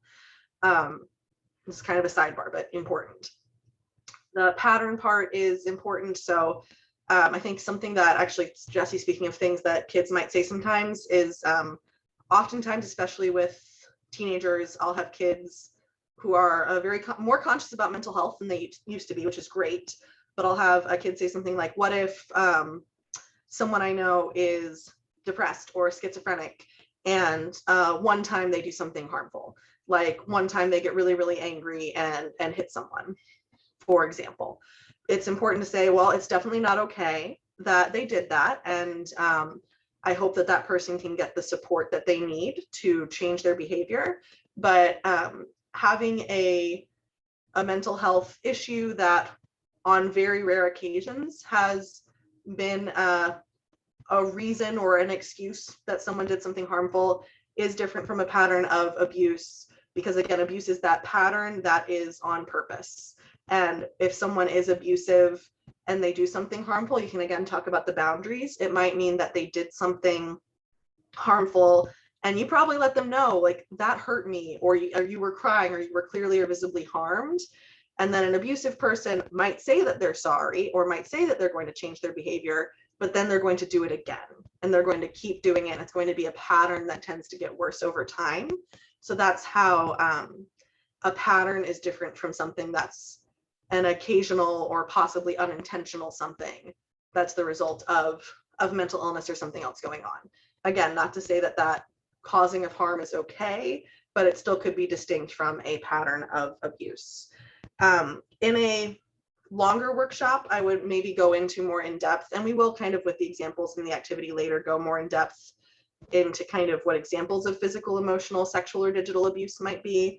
But in general, physical abuse is a act or threatened act of physical or bodily harm against someone that's intentionally causing harm, but not necessarily bodily. It could be damage, breaking someone's phone on purpose, or destroying someone's homework on purpose. That's an act of physical violence towards something that matters to them, towards their belongings. It can be something as small as shoving someone, and it can escalate up to murder. And there are kids who are teenagers every year who are killed by a current or former intimate partner for breaking up with them, for saying no to going to prom. So it's hard to talk about and hard to think about, but it's important to know. Sexual violence and coercion in a relationship, coercing someone to do something they don't want to do physically, pressuring them to have sex before they're ready, or it can be something like, forcing them to hold hands in the hallway, even though they're not comfortable with that. They're not comfortable with PDA, or kissing them publicly in a way that's possessive and that's not mutually wanted. It could look like demanding sexual pictures. That's a whole other workshop. Yeah, sixth graders are doing that. Sixth graders are sending nudes. And that's, you can definitely weave that into your conversation about boundaries and consent. That's again, if you're going to have a conversation about that, that's a whole hour and a half right there. Really devote time to it. Find someone who's an expert to come talk about it if possible. But that's forcing someone to take pictures and then threatening to share them or actually sharing them is another form of abuse that needs to be talked about. In emotional abuse, you can really think of in terms of bullying, but often in the context of an intimate relationship, someone knows someone even better than an average bully might, right? So they know the things that someone feels vulnerable about, that is extra touchy or extra painful for someone, and they're really going to dig in on that and keep pushing to really tear that person down, to make them feel uncomfortable, to make them feel hurt, to tear down their sense of self, their self-worth. It could be to intimidate someone. It could be to coerce someone to do something, into doing things they don't want to do. Coerce is probably not a great word to use with sixth graders. What's another word you could use? Manipulate, to just make someone do something that they don't want to do, to push someone on something they feel uncomfortable about. Yeah, stop me if I'm using jargony terms and you're like, hey, Heidi, my sixth grader doesn't know what that word means, and I'll try to come up with another option. And then digital abuse is any of this that's happening over a phone or on the internet. And again, threatening to share nude photos or demanding them as an example. Another example is constant texting. So if there's a kid who feels afraid if they don't answer their phone right away, or if they feel afraid if they don't respond to a text right away, that could be a big warning sign. Tracking people's phones. Tech savvy kids know how to use spyware. That's not something you want to think about either. But with if they have access to mom or dad's credit card, or if they have one of their own and they have 15 minutes alone with someone's phone, they can put spyware and track something that someone's doing on a phone. I know if someone as young as 14 doing that, I wouldn't be surprised if a 12-year-old could too, if they were tech savvy. That means they're getting someone's every text message, recordings of every phone call, knowing where they're going online. It can also be abuse that's over someone's social media. So social media is hugely important to young people. It could be threatening to or deleting their Instagram, or deleting all of their TikTok videos that they've worked really hard on, or going onto their Instagram as that person and commenting on their friends' pictures and saying mean things as though they were that person to try to disrupt their friendships. There's a bunch of different examples. We'll get kind of more into that in the second part of the workshop, which I'm realizing I'm talking a lot and I want to make sure I have time to get to that part. So this requires less explanation, but it's really, really important to hammer into folks that abuse occurs to and by people of all genders. Boys can be victims of abuse. Girls can create harm and perpetrate harm. Transgender people, the statistic for adults is that 1 in 2 transgender people experiences intimate partner violence. So 1 in 2. So it can happen and does happen in LGBT relationships, in heterosexual relationships, to people of all races, religions, cultural backgrounds, economic backgrounds, and especially if we use terms like domestic violence, which you wouldn't necessarily be using with kids anyway, but that can conjure up a lot of stereotypes, like a heterosexual white married couple where the husband is physically abusive to the wife. Definitely happens, definitely not okay, definitely not the full picture. And so we want to make sure that a kid doesn't hear this stuff and says, well, that doesn't happen to me though, because this word doesn't, dating violence, abuse, that doesn't describe people like me. Or, you know, I'm a boy and so I can't experience abuse, or I'm gay so I can't experience abuse. That's not what it looks like. Or this doesn't happen in my religion, whatever it might be. Emphasize that it can happen to everyone and that no one deserves to be unsafe in a relationship. No one deserves to be hurt in a relationship. You can emphasize those relationship rights, what you do deserve in a relationship. And ultimately, it's always because of the abuser. It's never, ever the victim's fault. It's not a situation someone got themselves into. They're actively being manipulated and harmed by the other person. And it's everyone's responsibility to help everyone else feel safe in a relationship. And if you have a friend who is hurting or needs help, to help and support that friend too, because everyone deserves to be safe. You can talk a little bit about the cycle of violence. I think my notes page for this, I think I pulled from my adult workshop. So it's like 2 pages full of notes about the cycle of violence. We don't need to talk about it that much, but the reason it's important to talk about it is because that can be one of the reasons why it's hard to leave an abusive relationship, is because it's not abusive 100% of the time. And this is true for relationships with 12-year-olds, it's true with relationships with married adults. So a relationship, you don't start a relationship with someone who you know is going to be harmful. You start it because they're sweet or they're charming or they're cute or they said something nice to you. And it's nice at first and it feels good at first. That's the honeymoon phase. But then if it's a relationship that might become abusive, there's going to be a sense of tension building where someone might be criticizing more often or raising their voice more often.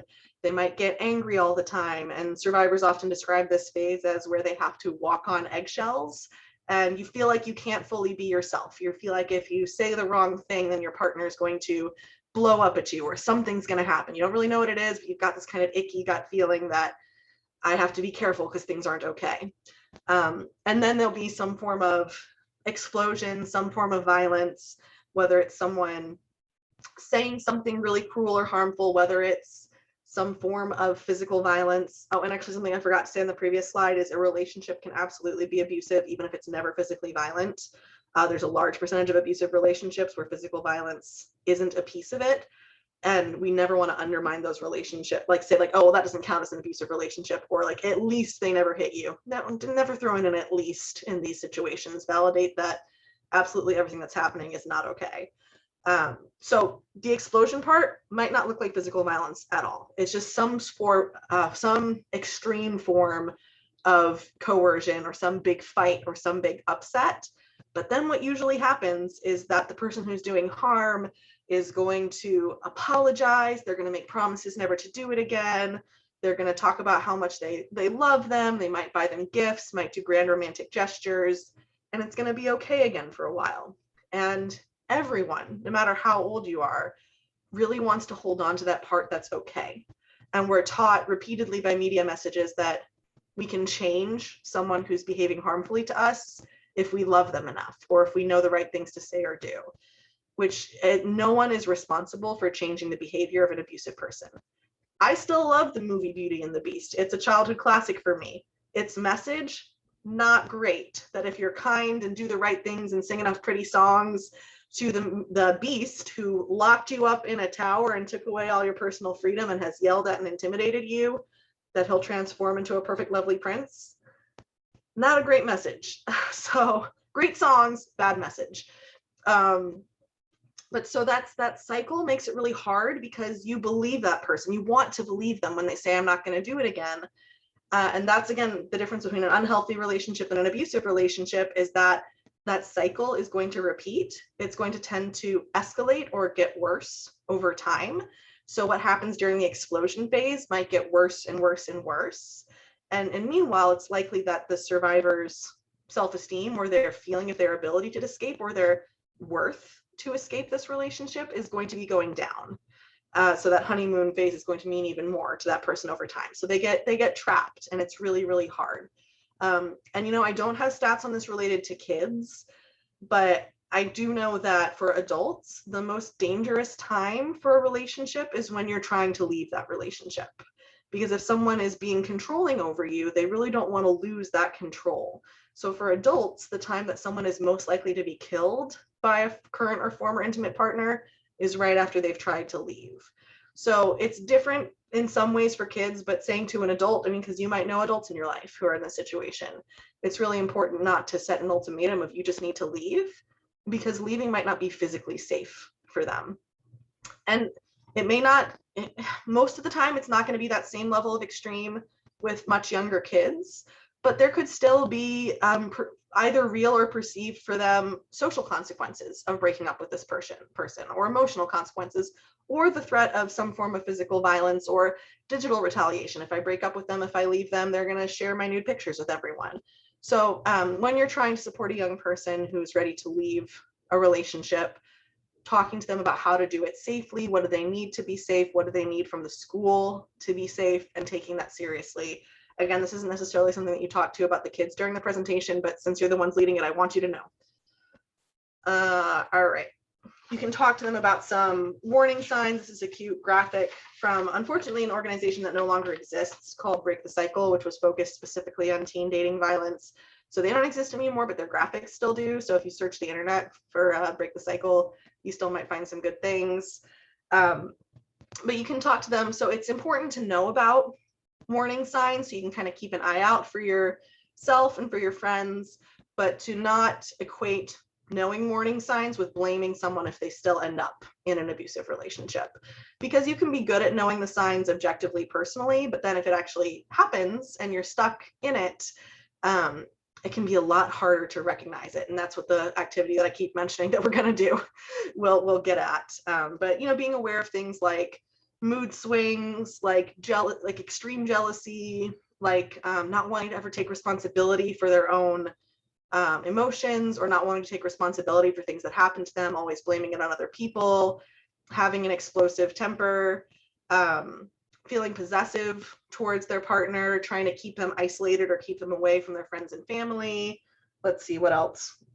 I guess the list that I have in my notes is more specific to adults, but any use of force during an argument, being unkind or angry towards other people, even if it's not directed towards the partner at that point, if they are cruel towards other of their peers or behave like a bully, if they're cruel or uncaring towards animals, if they're rude to their mom, that's a big red flag for me. I once broke up with someone who had been on 3 or 4 dates with because their mom called and they were rude to their mom. And I said, no, absolutely not.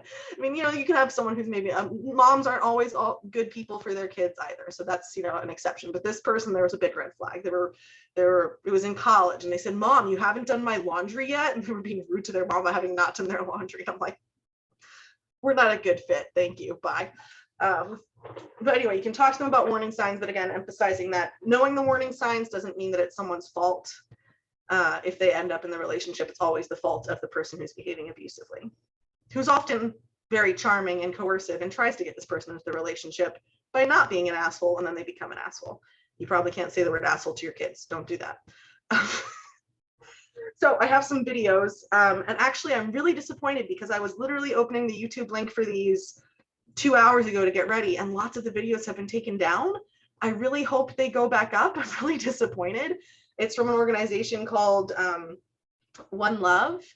So I will stop sharing there and I'll try to share the videos on YouTube and show you the ones that I do have. But there's usually about 15 of these, 20-second, 15-second videos that kind of show the difference between a healthy relationship and an unhealthy relationship. And this one is, they have a few of them are still up. So I'll show the few of them that are up. And I think sound is sharing. So wave at me in the chat or something if it's not sharing, but I'll try to show you these videos.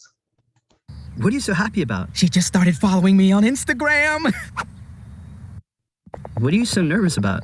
She just started following me, like, everywhere. Want to hang out later? Me and my boyfriend always have Monday Fun Day. Aw. Want to hang out later? Me and my boyfriend always have Monday Fun Day. Tomorrow? It's our Tuesday Snooze Day. Wednesday? No Friends Day.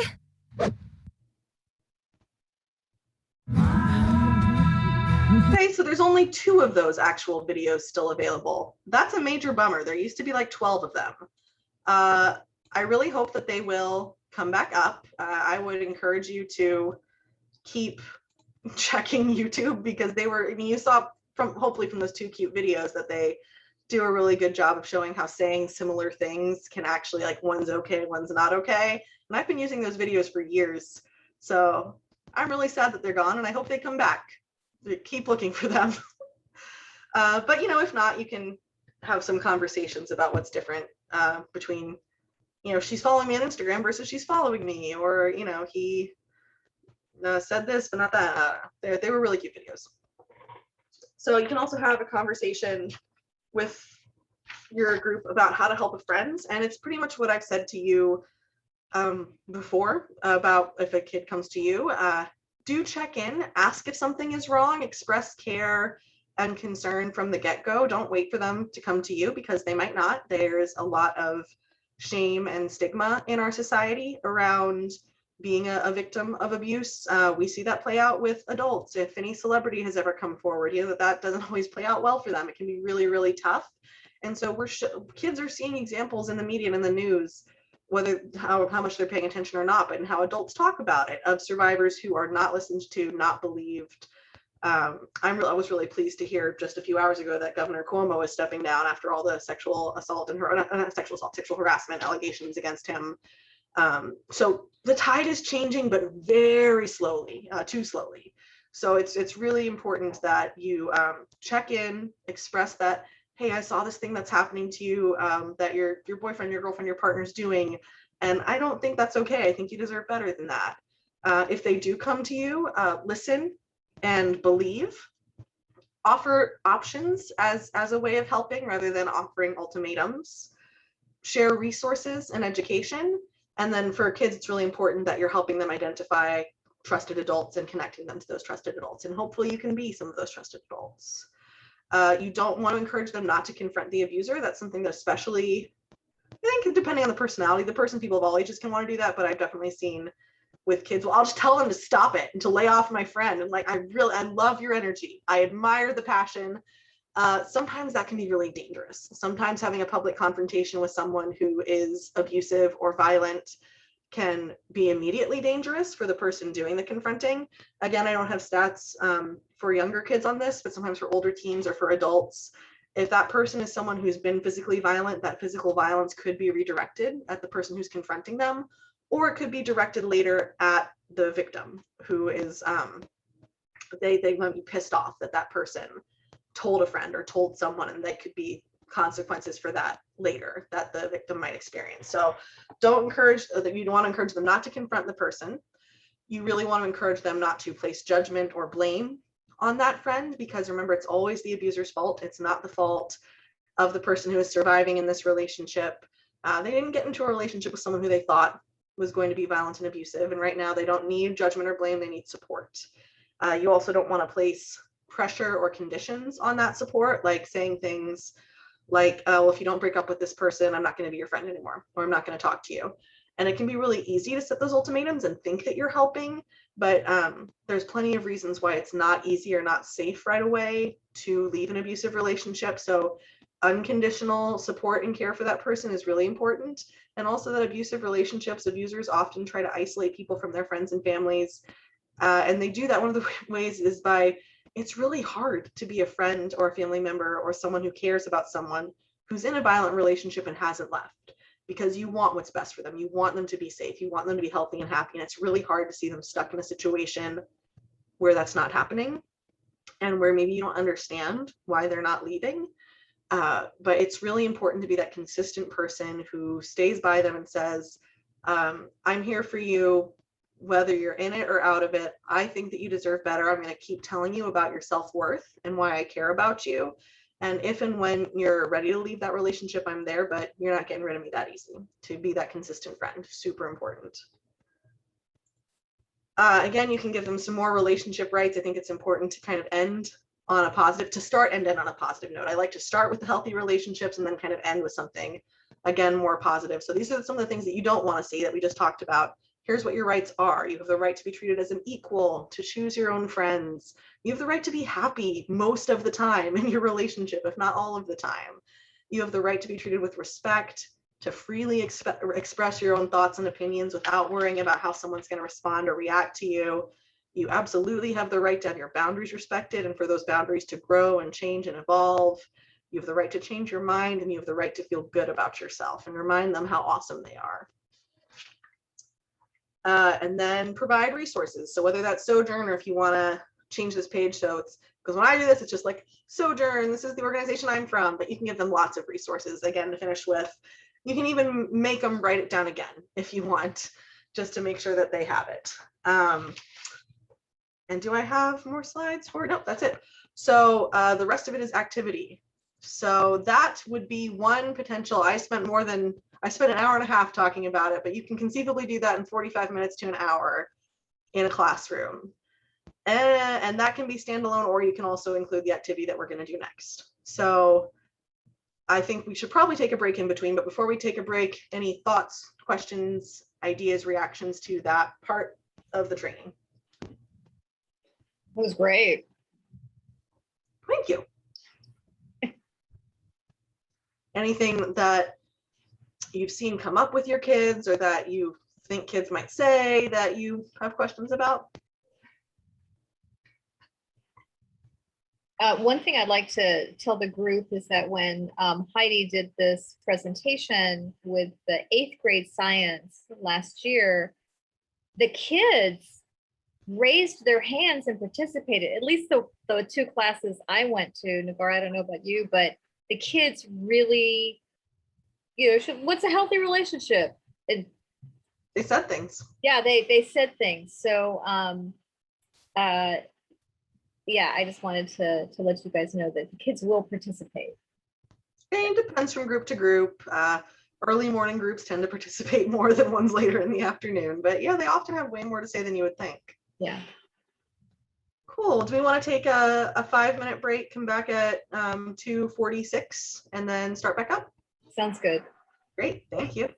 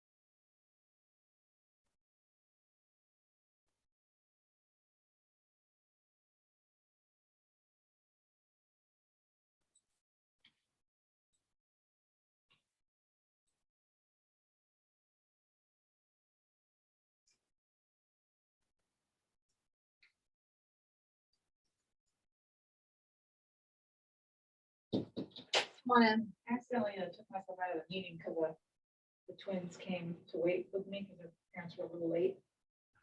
And I just closed it out, not meaning to. I just didn't want them to hear because she started to talk about something that was inappropriate. And instead of just turning the volume down, I accidentally.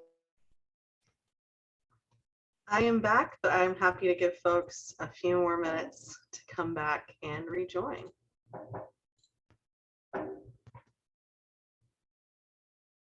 Hello, kitty.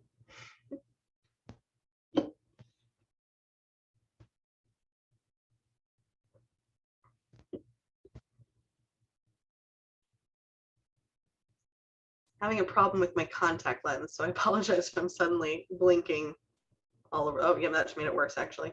Yep. Apologize if I'm blinking all over the place. That's why. All right, I think most people are back, so I will go ahead and start back up and reshare my screen. So that what we covered the first half is the opportunity for the PowerPoint. The next bit that I want to spend the rest of our time on is on an interactive workshop. So it's called The Good, the Bad, and the Abusive. I actually made a mistake, Liz, when I sent you a big bunch of emails about it. I wasn't supposed to send you all of that because some of it is proprietary information. So that was a me on my last few days of the job kind of hectic mistake. So I did resend you an email that does have the stuff that you are allowed to use. So if you wouldn't mind, it would be great if you could disregard that first email. That was my mistake. And use the one I sent you. I still think there's plenty of opportunity for you to be creative and do most of this workshop without directly using the workshop that I wasn't necessarily supposed to share.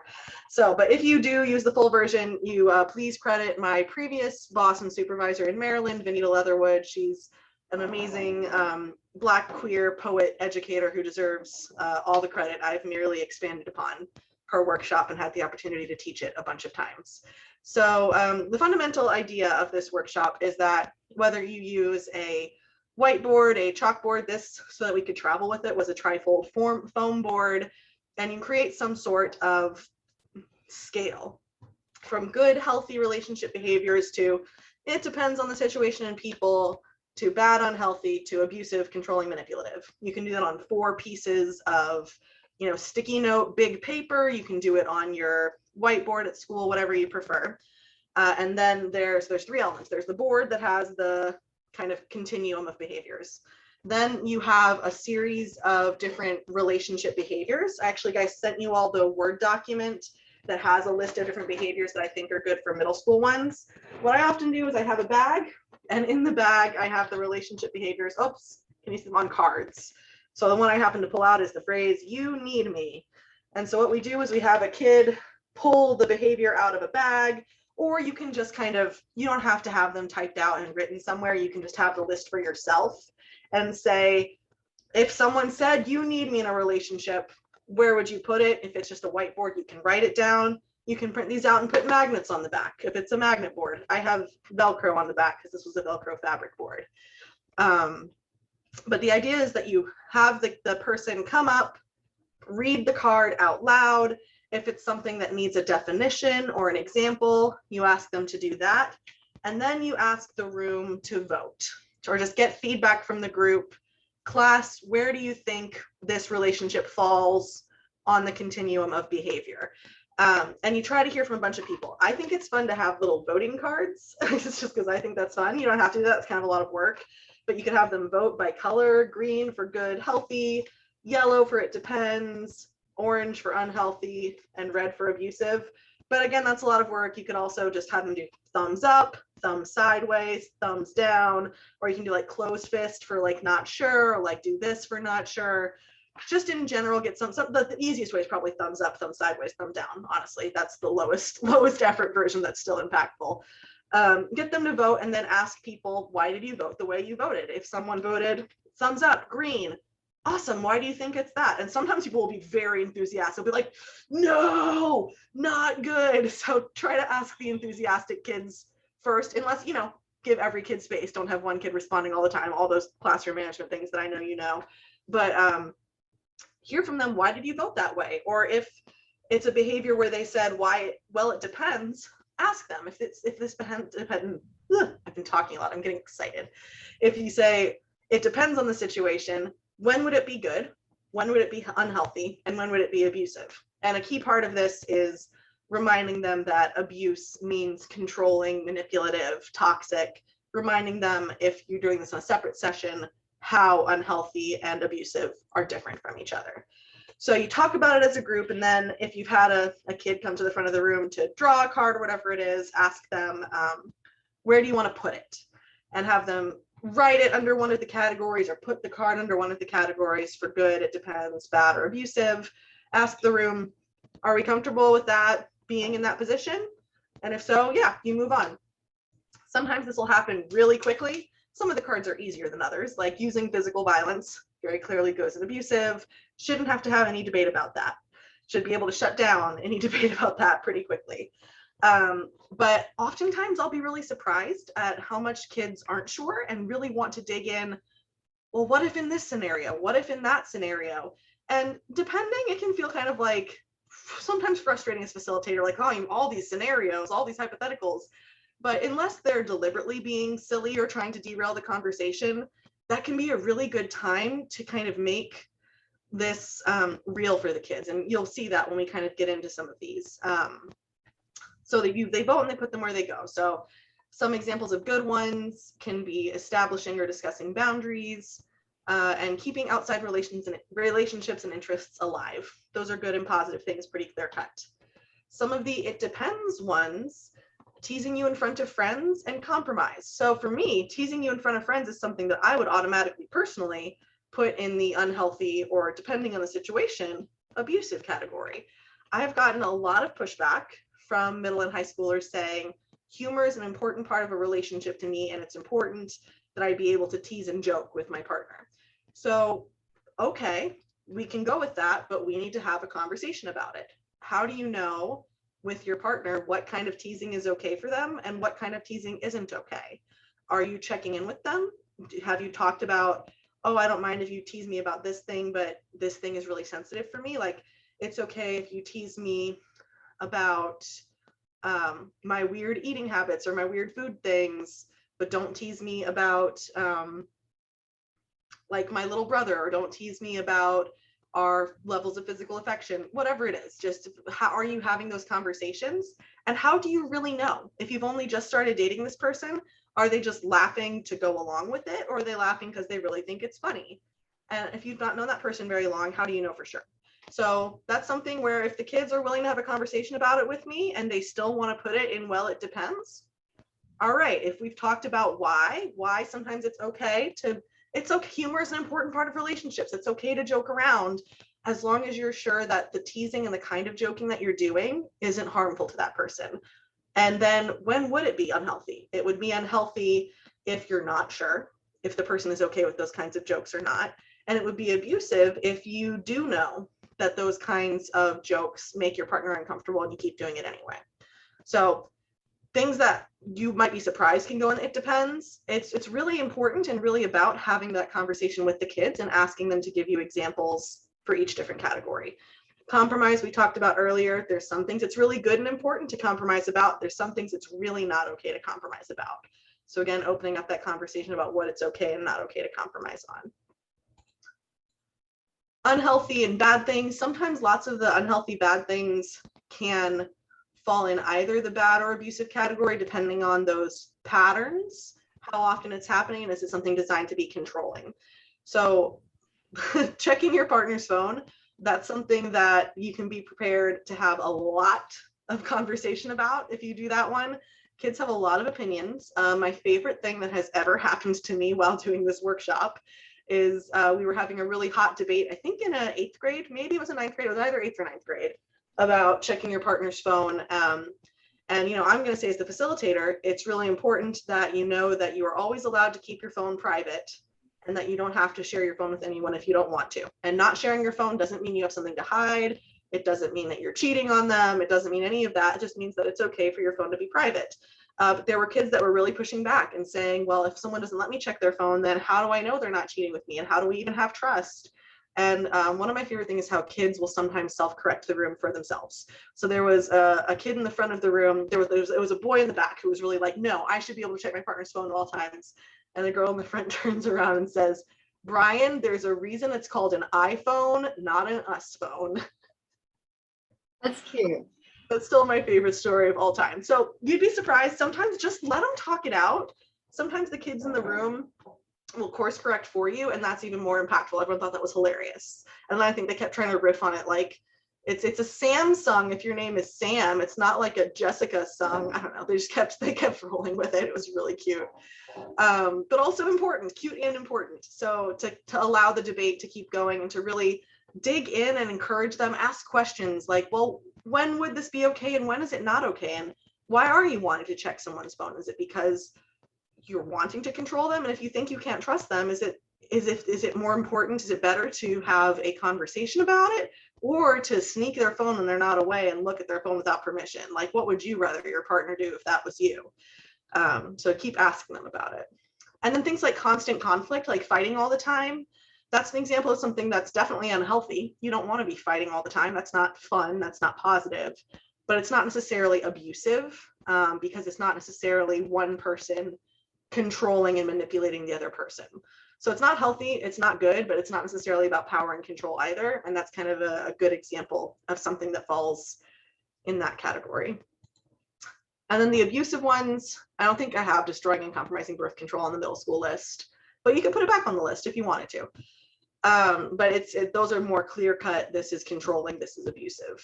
So this is a very long list. I'm not going to leave that slide up, but this is the list that I sent you of, I think it's 50 roughly, 50, whether it's cards or examples or however you creatively want to do it, that work well for middle school. And it's pretty well balanced. I think I had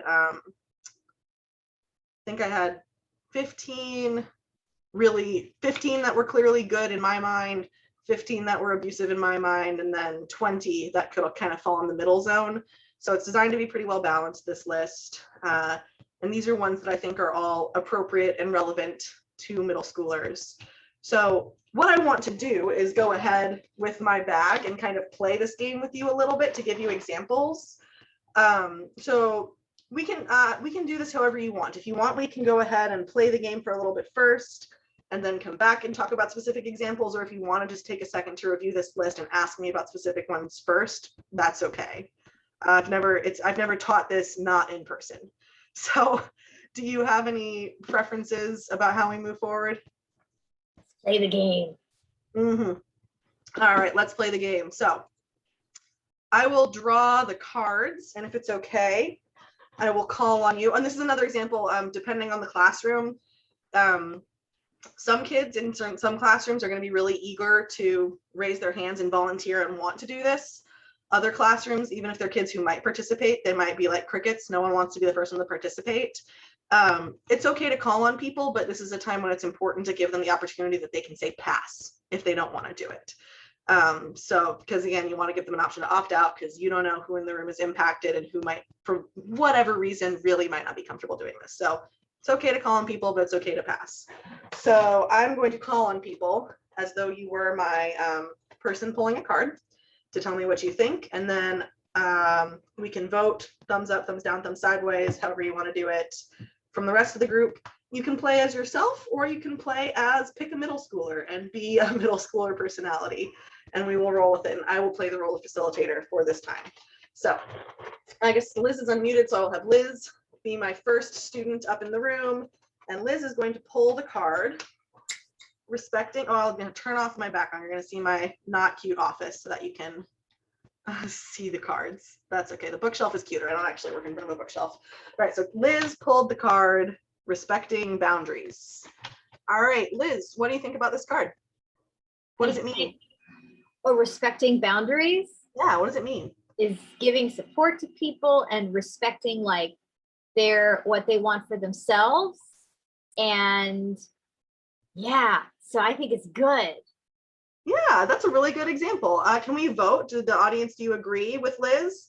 Thumbs up, thumbs sideways, thumbs down, or not sure?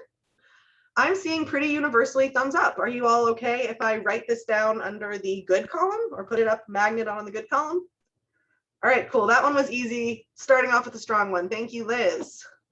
All right, I'm just going to go in order. So Nagar, would you like to go next? Sure, you might hear a dog snoring. That is okay. Let me pull out another one. Oh, you know, and this is one we just talked about, but I want to hear you talk about it. You pulled the card, teasing you in front of friends. What do you think about that one? So I can see that in the context of friends joking with each other. But I also think it piggybacks off of Liz's card where it depends on the person's boundary. So I'm going to put that one under it depends. Okay, I like that answer. Can we have folks vote? And it's okay if you disagree. Can we do thumbs up, thumbs sideways, thumbs down on this card? I'm seeing some thumbs up, thumbs sideways. Oh, remember, thumbs up means you're voting good, that this is a good thing. Thumbs sideways means you vote it goes in, it depends, or unhealthy. Thumbs down means abusive. I should have been more clear about that. So I'm seeing thumbs sideways. People are mostly comfortable with this going in it depends. Does anyone else have any thoughts or things you want to share about this card? What would make it abusive for you if someone was teasing you in front of your friends? So I think a lot of times, especially, so I'm going to step into the counselor role. So I think like if this comes up with my 8th graders, I'd want to educate them as they go into high school and like they get onto sports team, how sometimes like some of the teasing gets a little excessive. And it actually becomes hazing or harassment. Yeah. So I think just kind of diving a little bit into that and letting them know like you gotta speak up when it becomes uncomfortable, when the teasing's not okay with your personal boundary, when it doesn't feel good anymore or funny anymore. And don't laugh to like fit in kind of thing. That's a really good example of how definitely read the card, let the group have the discussion first, but then it is totally okay as the facilitator to sweep in and say, like, I hear what you're saying about how joking with your friends is really fun and important, but I want to make sure you know this, and then have that conversation about hazing and make sure that everyone's on board with that. Or you could even say, you all put this in good because you like joking with your friends. I'm glad that humor is an important part of your relationship with friends, but because of the role that I have and what I've seen happen for some other kids, I want to move this more towards the middle, or I want to move it towards it depends or even unhealthy, because it's important to, and you can actually ask them, really pay attention to the words on the card. This says teasing. What's the difference between teasing and joking? Joking is good. Joking is fun. It's humorous. Teasing kind of implies that you're maybe making fun of one person or picking at something that they're uncomfortable with. What's the difference? How do you know the difference? And what's the difference between that and hazing? You can kind of pick out that conversation. Awesome. Tate, are you comfortable going next? Awesome. Let's pull out another one. Having difficult conversations. What do you think about that? And what might be an example of a difficult conversation with your partner? I think an example of having a difficult conversation might be talking about your boundaries, or talking about like changing boundaries. If like you did something together and all of a sudden you're not okay with it anymore, that can be a kind of uncomfortable or difficult conversation to have. But I think it's a really good thing. I think it's a sign of a healthy relationship. So I would put it in the good. Cool. Can everyone else vote? Do you think having a difficult conversation is good, it depends, unhealthy, abusive, or unsure? Yeah, I would agree with you. I'm very comfortable putting that in the good section. Awesome. Barbara, will you go next? Sure. Awesome. Oh, this is a good one. All right, let's talk about this one. And also, I'm very likely to say this is a good one when I mean this is a juicy one. And sometimes I'll do that with kids. They'll be like, "You already said it's a good one. We know it goes in a good category." And I'm like, "No, it means that's gonna make you. I'm gonna make you talk about it. That's what a good one means." So being clear on that. I got that. Yeah. Yeah. So this one says, "You need me." It's one person saying to the other person, "You need me." What do you think about that? I would say no. That sounds too extreme.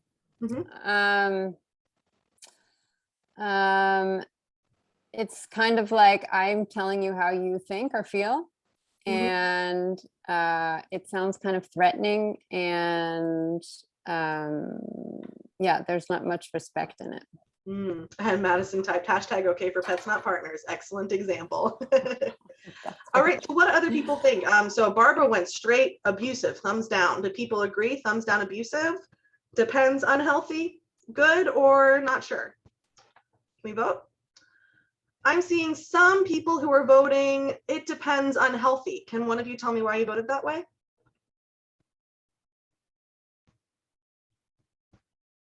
So if I were to argue that it depends, and something that I've heard, I'll say from middle schoolers and high schoolers, is someone who says you need me could be trying to argue, could be not having the right words necessarily to say, like, I think we're really good for each other in our relationship, or look at all the ways that I've helped you grow during our relationship, or that you've helped me grow. I think sometimes, especially with young people, we have a hard time with specificity in our language. And there's lots of examples of things in media relationships, like, I don't know, probably in Twilight at one point this phrase was said, right? Like, you need me. And it's designed as something that's where we're kind of taught to think about it as something that's really romantic. Like, how romantic is it that you need each other? Like, wow, that's great. So interrogate that a little bit with them. Like, this can be something, if someone says that to you, that can feel really good, can feel really romantic, like, wow, like they need me and I need them. But you can go back to reminding them about that most important relationship. That's the one with yourself. It's okay to need people. It's important to rely on other people for support. But if someone is saying to you, oh, you need me, think about how much that's true in your life. And like, if they weren't in your life anymore, you probably would be okay. It might hurt, it might be sad, but it's okay to not always have someone who's a partner in your life. And you want someone in your life who acknowledges your strength and your independence and the things that you can do for yourself. So someone might try to argue with you, like, that's good, that's so romantic. And it's okay to acknowledge that that can seem like a romantic feeling, but kind of dig deeper a little bit. All right, Madison Ho, are you comfortable going next? All right. Yes, I am. All right. Spending most of your time with your partner. What do we think? I don't think it's abusive, but I think it's not healthy. Okay, why do you think that? Because that means you're probably neglecting the other important people in your life in order to spend time with your partner. And you're losing your individuality. Definitely. What do other people think about that? Do we think healthy, unhealthy, not sure, abusive? I'm seeing some kind of thumbs, middle thumbs down. Anyone want to share more thoughts about this one? Or did Madison just knock it out of the park? Yeah, that's pretty much it, right? Like, your relationship can be a really important part of your life, but the other parts of your life are still important. And relationships may not be forever, even if you want them to be, but your relationship with yourself is forever. Your relationship with your friends and your family are hopefully for a really long time. And your relationship with the hobbies you like, whether it's soccer or drawing or orchestra, whatever it is, those still matter. And a person who loves you and cares about you isn't going to ask you to stop doing those things that also matter to you. Good one. Madison Hall, you okay to go next? Yes. Awesome. Let's pull another one. Ooh. Can we talk about this later?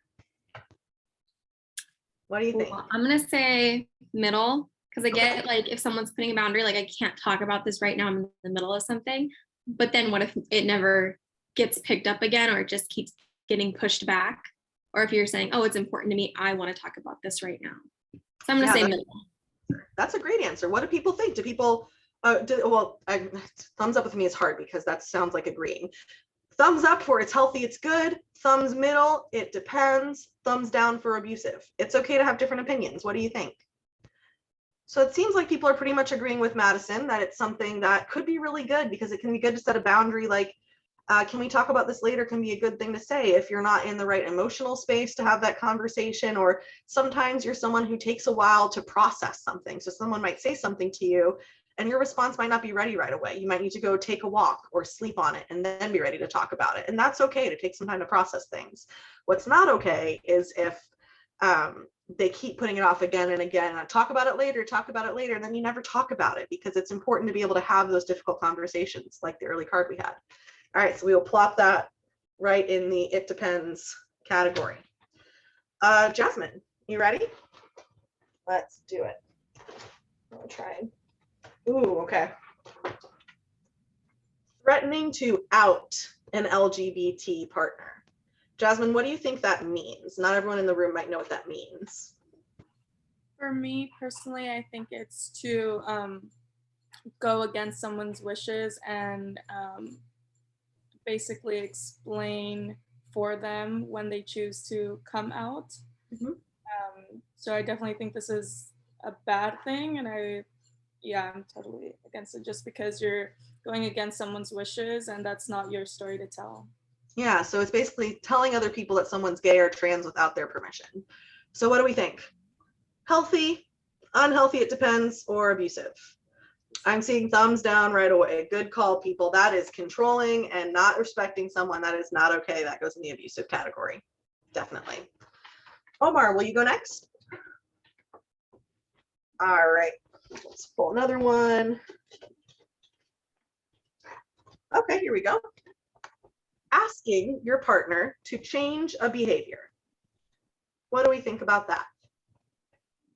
I would say about iffy about that, because you may request that behavioral change because it's something that you dislike or has been an ongoing issue that you've been thinking about. But then they might have a problem with that request. So it's all situational when it comes down to that particular. So that's why I would say it's iffy. Yeah, it kind of depends what it is and depends how they receive that. How do people want to vote? Asking your partner to change a behavior. Good, healthy, unsure, it depends, or unhealthy, or abusive. Yeah, I'm seeing that everyone pretty much agrees that it's either it depends or some might be healthy. So I think a key word that you kind of indirectly said with your answer is that the key part right here is asking. So are you asking your partner to change a behavior, or telling them to change a behavior, or demanding that they change a behavior? Especially when you're new in a relationship and you don't really know people as well yet. It's kind of part of that boundaries and those difficult conversations, right? About what you're comfortable with and what you're not comfortable with. So it's okay to say, hey, I don't really like it when you do this. Would you be comfortable changing that behavior? Now, it's also important to think about it before you say that, and how can you have that conversation in a kind way? And how can you have it in a way that's not attacking the person or making them feel like something that they do that's not necessarily inherently harmful to you, but you just don't like? Like, how do you say that in a way that's kind, especially if you want to continue a relationship with them? But if they've said, no, that's something that I like doing, I'm not comfortable changing that, then it's important not to demand that they change or try to tell them to change who they are. And if it's something that they do that you don't like and that you're not comfortable with and they don't want to change, it might just mean it's not the right friendship or relationship for you, because it's okay for people to be different and to like doing different things or do things in different ways. And it just might not mean they're a good fit. But if it becomes demanding, or if they're doing something nonstop that's harmful to you, that might be abusive. So this one's pretty nuanced. Are you all okay putting in the it depends category? Yeah. All right, we've gone through everyone once. I'm happy to keep going, but I want to pause and ask how people feel about this and if you have any questions or thoughts. Say, let's go to the list now. Go to the list now? Okay, great. I will pull back up that list, and then you can tell me which ones you want to talk about, which ones you have questions about, things like that. All right, take your time to read through it and then tell me which ones you want to talk about.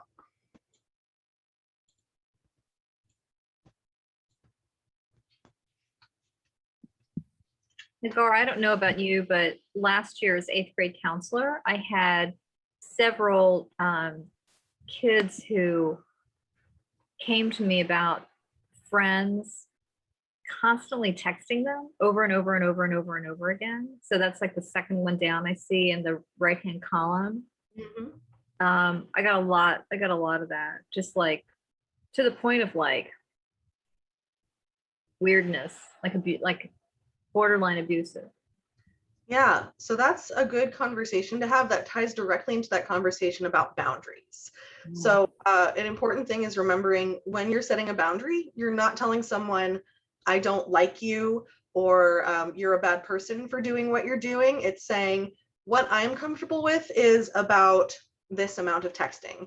If it's more than that, I might not respond. And it doesn't mean I don't like you or I think you're bad. It's about me, and I want to focus my energy on school, or I want to be able to play my soccer game without having to worry about my phone. and encouraging some difficult conversations to happen. And that's tough because that's can be really emotional. If that's your main way of communicating with your friends, it might even, depending on the situation, be an opportunity for a facilitated boundaries discussion led by a counselor. Like, what are your personal boundaries? Why is texting so important? Asking your friend, why is texting so important to you? Like, why are you, if you're worried that I'm not going to text you back, what are you feeling? And it could be that that person's feeling really insecure if they don't text back. Spiraling anxiety can happen. Oh, they're not texting back because they hate me, or they're laughing at me, or this type of thing. And having a conversation about when it's okay to use that do not disturb function, especially during class or during school. I appreciate it. I did not grow up in the same environment at all, but with different types of things, my mom, when I was in middle school, would allow me to use her as an excuse. So you can use that. Well, my mom says that I'm not allowed to text during this time, and so my phone is on do not disturb because my mom said. For me, it was more like, oh, well, my mom said I'm not allowed to date because I don't want to date you. But that was the implied part. So you can give kids creative solutions like that depending on what their comfort level is. Like, it's okay to fall back on boundaries set by your parents, but hopefully your friend, if there's someone who cares about you, will listen to the boundaries set by you. And like I said, a counselor might need to facilitate that discussion depending on the intensity. But talk about how communication is important, but communication is also important because why do we communicate? Because we want to have fun with people, because we want to share information, because we want to respect people. And if it's something that has become no longer fun for someone, if it's something that is causing anxiety or hurting them, friends don't want to hurt each other. Friends don't want to make each other anxious. So how can we as friends come together to figure out what's okay for both of us?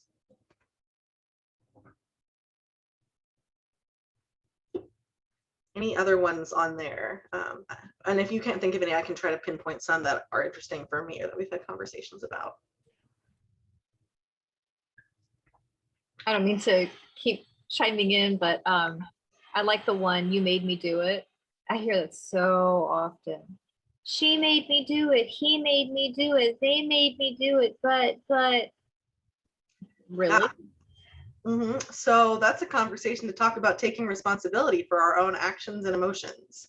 So that's something that on the far end can be a very clear-cut sign of abuse. If an abuser causes physical harm to someone or threatens someone or intimidates someone and then is placing the blame on the victim, that's a really big red flag. But on a scale of things that aren't necessarily abusive, it's definitely something that's unhealthy, even if it's not abusive, to not take responsibility for your actions. So you can talk about, someone's action might make you feel a certain way and might make you want to do a certain thing, but we trust you as people, as young adults who are responsible, to be able to own your emotions and to be able to choose what you do based on that emotion. Feelings, it's okay to have any kind of feeling. There's no feeling that's a bad feeling or a wrong feeling.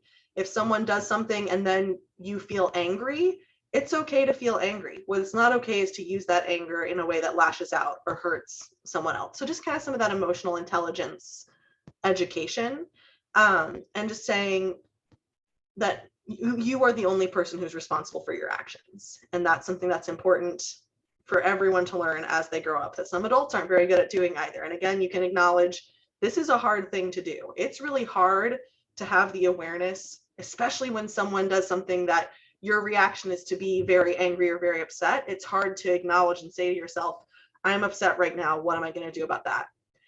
It's okay to take 5. It's okay to step back from a situation. You can give them different tools, but just to really hammer home that you are responsible for your own actions and your own emotions and what you do with those emotions.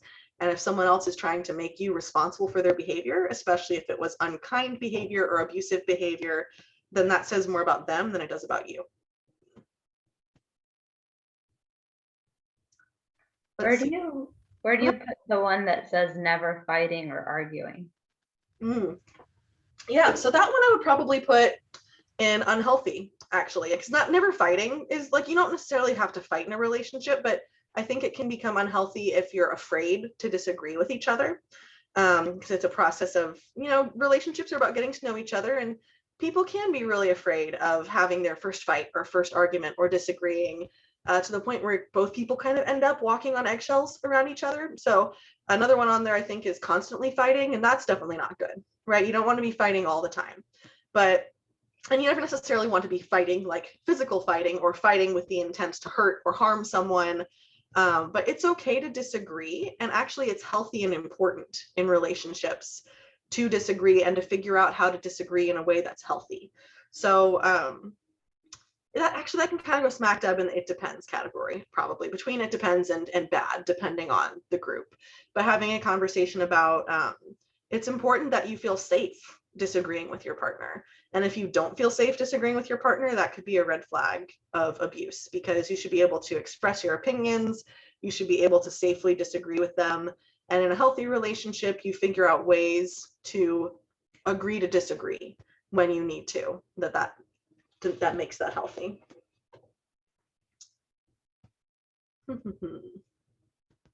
Telling your partner how to dress is one that I often get interesting conversations on, and kids will push back, sometimes correctly in my mind, if they say, well, the school tells me how to dress. And we'll have an opportunity to have conversations about dress codes, and are dress codes enforced in ways that are equitable along gender lines. So you have to be prepared to have that conversation as well. But they'll also say things that don't go straight to that, like, well, what if we're going to a fancy restaurant and I have to tell my partner that they need to dress in a right way to be fancy? Or what if they're going to meet my parents and I don't want my parents to judge them for what they're wearing? So it's an opportunity to, again, talk about the wording on the card and telling versus suggesting, and talk about control. So you can definitely suggest what your partner wears and say, I think it would be a better idea if you wore a nice pair of pants instead of cut off jean shorts when we go to this, 5-star restaurant for 6th grade graduation or whatever it is. But it's important that you're not telling or controlling what to wear, and then give some examples of a way. Have you ever heard someone say, well, you shouldn't dress that way because I don't like the way other boys look at you? Like questions like that. Are they controlling someone's behavior because they're trying to control someone's self-expression? Maybe if we're talking about gay and trans kids, are they trying to control the way they express their gender or their sexuality? Are they trying to control the way, are they trying to sexualize the way that they dress, even if it's something that's not sexual to the person? If this person it's hot outside and they're wearing short shorts and a tank top because that's how they're comfortable, and then their partner is sexualizing that in a way that makes them uncomfortable and says, I don't like the way other people are looking at you. Is that really about you and them caring about you, or is it about them being controlling and kind of pushing that controlling behavior onto you? So the conversation about telling your partner how to dress can sometimes be pretty funny. It can sometimes be pretty nuanced, and sometimes pretty serious. That's another one that can kind of come out and surprise you. Let's see. Going through my list. Romantic gestures. That's one where it's important to talk about consent, because you can even begin to have a conversation, if it's something that you're familiar talking with about, of love languages for kids, because I love grand romantic gestures. I love doing them. I love people doing them for me. Like, if I get engaged someday, there very well might be a flash mob involved. Like, I love those big, flashy public displays of affection. My brother hates them. That would be the worst thing in the world for him. He would melt into the ground, into a puddle, and cease to exist if his partner proposed to him with a flash mob. So it's really, again, that's about getting to know your partner and seeing what they're comfortable with or not comfortable with. It can also be a conversation to have about equity with access to money. Some kids might have the financial resources to buy flowers for their partner, or to buy them gifts, or to buy them snacks, and another person might not have access to that. So on the one hand, it's not fair to demand that of your partner, like, oh man, you never buy me flowers, I feel like you don't care about me. Not everyone has the resources, and that's not the only way to show love or affection, and it's okay if they don't do that. Or on the flip side, it can make someone feel bad that they're not able to reciprocate in that way. So talking about diversifying the ways that we show affection, or also romantic gestures. We talked about that cycle of violence. Sometimes romantic gestures are a way that someone tries to cover up or kind of make up for something pretty awful that they did. So they're trying, they might have hit someone or said something really cruel over social media, but now they're trying to do this romantic gesture to make it better. And it's important that we hold people accountable for the harm that they have done and not try to kind of put a band-aid on it with some flowers or some candy. Who are you texting is the quintessential one that can go in every single category. So who are you texting? Could be a totally innocent question like, oh man, like, who are you texting? You're smiling. Like, that's like, who are you talking to? It could be an unhealthy kind of like, who are you texting? Like, why are you texting that person right now? Or it could be controlling, like, who are you texting? Get off of your phone. You're not allowed to talk to that person. You need to focus on me, or whatever it might be. Any range of extremes of answers, that one can go smack dab in the middle. And it's an example of sometimes without context, it can feel really hard to tell. And you know, actually, that's, now that we're kind of breaking them down bit by bit, it's important to talk about how you end this workshop. So you spend however long it might be on the pulling cards from the bag. You can choose to kind of narrow this to pick like 12 or 15 that you want to use. When I'm doing it for 10 class periods in a row, I like having the big bag and shaking it up in between classes, so it doesn't get boring for me. That's kind of more of a self-based reason, not a kids-based reason. But I've also done it, like I said, hundreds of times. And I still find it fun though, hundreds of times later on. I love this workshop. But so you can also pick a specific group. Sometimes in an hour, I've gone over 6 cards in an hour because people have a lot they want to say. Sometimes in an hour, I'll go through 45 or even the whole 50. So it really just depends on the room and how willing they are to dig deep and how much conversation you encourage, how much conversation you take on as a facilitator kind of speaking to the group. But at the end, you always want to make sure you leave 5 or 10 minutes at the end. Again, if you haven't given them the resources in this particular visit to the classroom, you want to make sure you're giving them the resources again. Then you want to ask them, what are some of the patterns that you see here? What are the things that tend to end up in the good category? What are the characteristics of that? So they might say things like, okay, communication being really important, boundaries being really important, seeing those themes. Okay, what are some of the patterns in the abusive section? And they might say controlling, not respecting boundaries, being unkind to someone. But then the key part is having that conversation about, okay, what's in common with the things in the middle? And sometimes there is not something very clear cut that's in common with the things in the middle. So you want to ask them, if you or a friend is experiencing one of these things in the middle, how do you tell if it's okay or not? So I'll pose that question to you. How do you tell if it's okay or not, if it's something in the middle?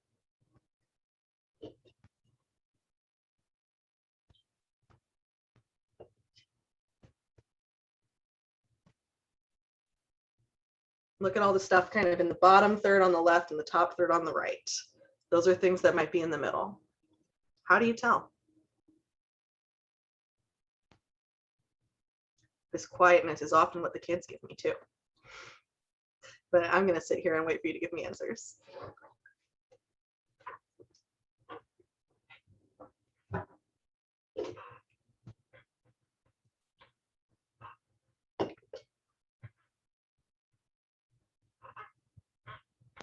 So I'll give you some of it. So part of it is paying attention to those patterns, right? Is this something that is happening just once, or is it happening repeatedly? If someone is doing something in that middle zone that makes you uncomfortable and you ask them to stop doing that or to change their behavior, do they change their behavior or do they keep doing it? What other things are happening with this? Is this just kind of unhealthy because you're not a good match as partners? Is it miscommunication? It's you just really need to sit down and have some communication. Is it because maybe you don't know yourself very well yet? That's okay. It's okay to not know everything about yourself at 12, at 13, at 14.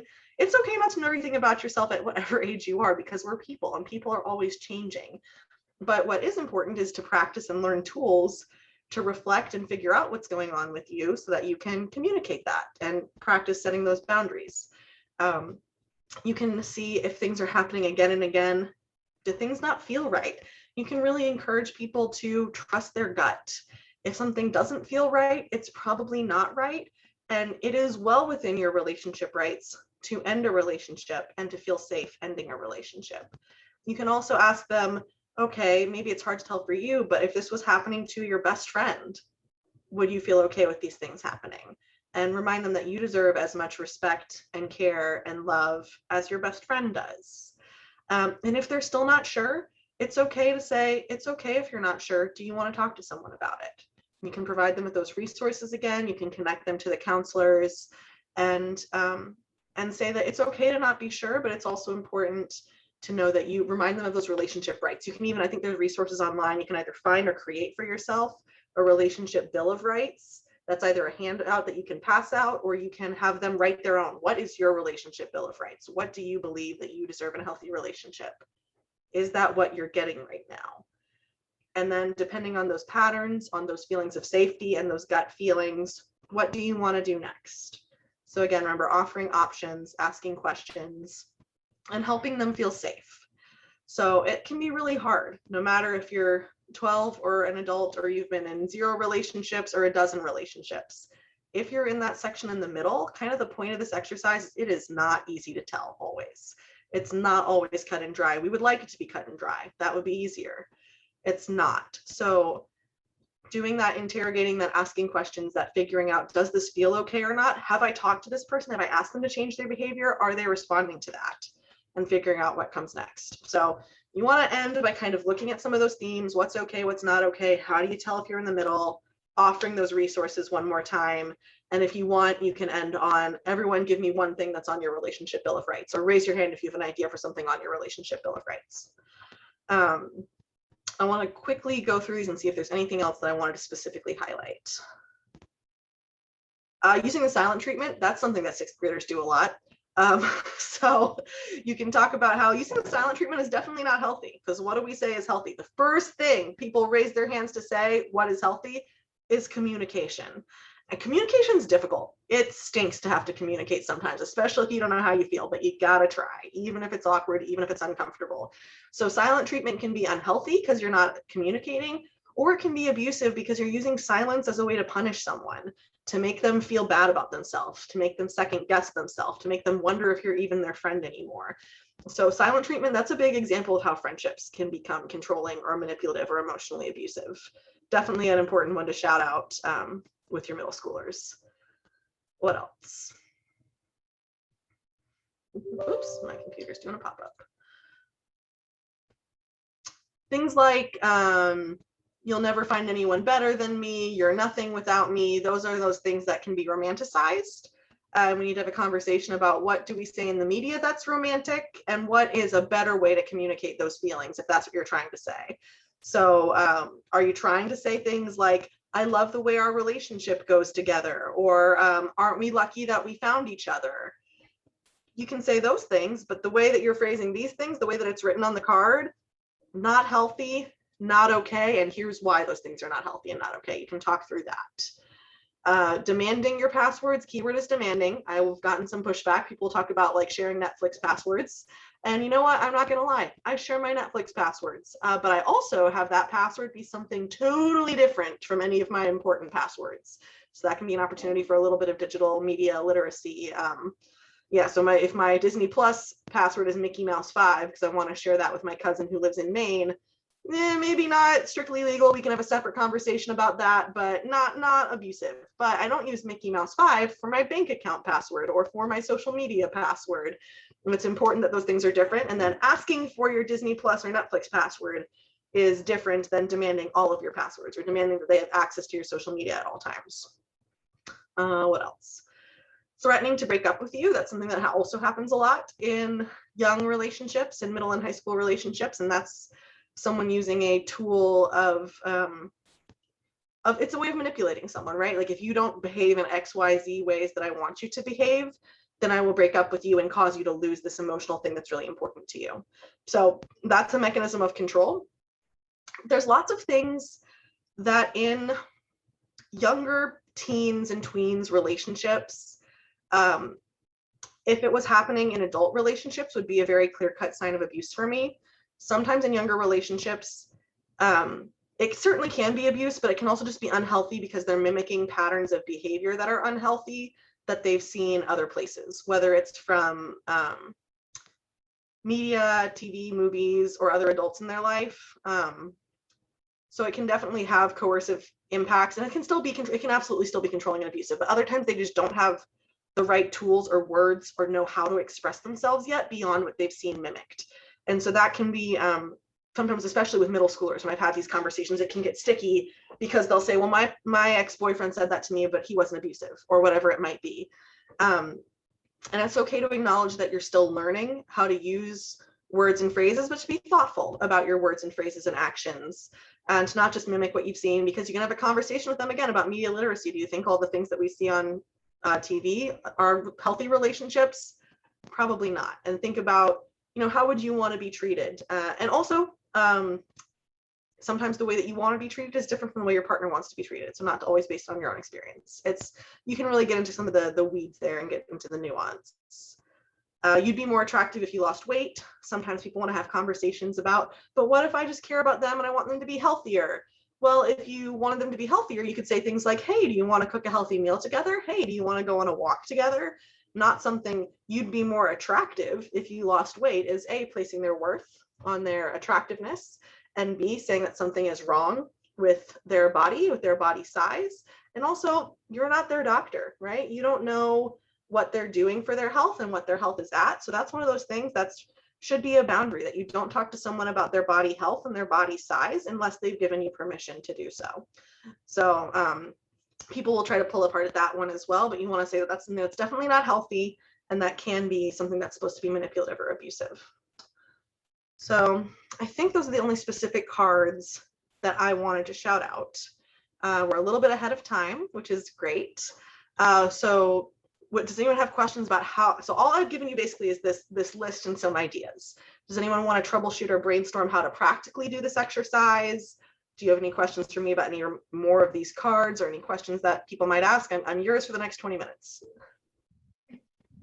Well, I like to tell the interns that before we go into the classrooms, you will be doing this presentation for me, or Nagar, or Laura, in real time. So we can help you, give you feedback. We'll be in the classroom with you, but this is your presentation that you'll be doing.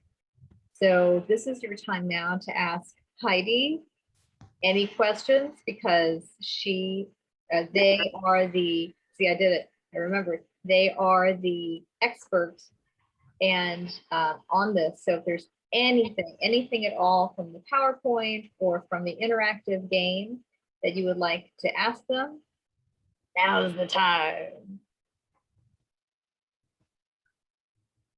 I think you're gonna have fun with it. It's fun to hear what kids have to say. It's fun to have these conversations. You'll get more used to it as you go on with it.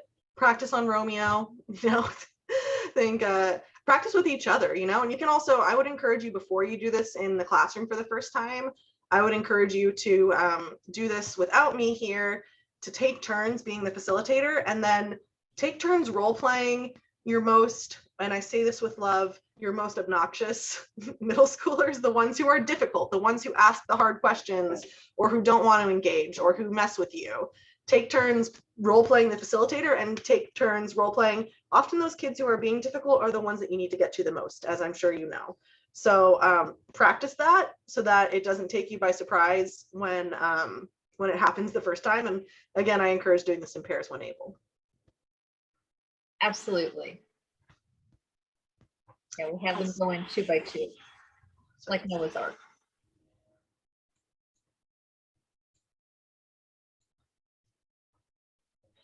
Any resources? I can scrummage up some resources from my files right now. If you want me to send resources your way, I can recommend things. I don't know.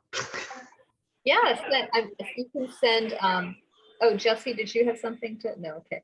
Oh yeah, sorry, I have a question. Could we get your replacement Heidi contact information? I can't hear you very well, Jesse. I'm sorry. Oh, okay, hold on. Can you hear me now? Yes. Okay. Could you send whoever is going to be replacing you at Sojourn if they have an email address, or I don't know if that's already been worked out? Okay, that would be great. I don't have an official replacement for my specific role yet, but I will send you my supervisor's email. And you can definitely email her. And then she, once I do replacement for me, have that. and she has access to a lot of these resources. You know what I'm gonna send you? I'm just like, I'm leaving, send everyone all the resources, you know? It's just gonna send in chat. I have a resource guide that I created, more focused on domestic violence for adults, but it's got just so many resources. So I'm just gonna give you so many resources because I can. Great. And then I have one more question too. Do you ever provide incentives for answering questions? I asked somebody this recently and she had kind of like a whole theory on the psychology of that, but do you ever offer like treats of any sort for like positive reinforcement for answering questions for volunteering? I've done that with some high schoolers in a self-selected group of everyone who wanted to be there. Because I did a youth leadership project for a while, and I would toss candy at people if they answered questions. What I would say is I'm not sure in this context, it's not self-selected with kids who may or may not want to be having this conversation. I'm not sure if I would do that because there's plenty of reasons, like I said before, why kids might not want to answer questions related to this. But yeah, I'm not an expert on middle school psychology, so that's not my level of expertise. It's a good question. I wish I had a better answer for you. So what I just said, that's helpful. Thanks. Yeah, of course. What I just sent you in the chat is a PDF that has a bunch of hyperlinks in it. This is just if you're interested. I wouldn't necessarily say, oh, use this with your 6th graders, but I just created this and I haven't had a chance to share it very often, but every single thing on there, if you hover over it, it's a hyperlink to fact sheets and resources and guides, and some of it may be helpful to you and some of it may be like totally useless to you, but now you have it. Thank you so much. Yeah, you're welcome.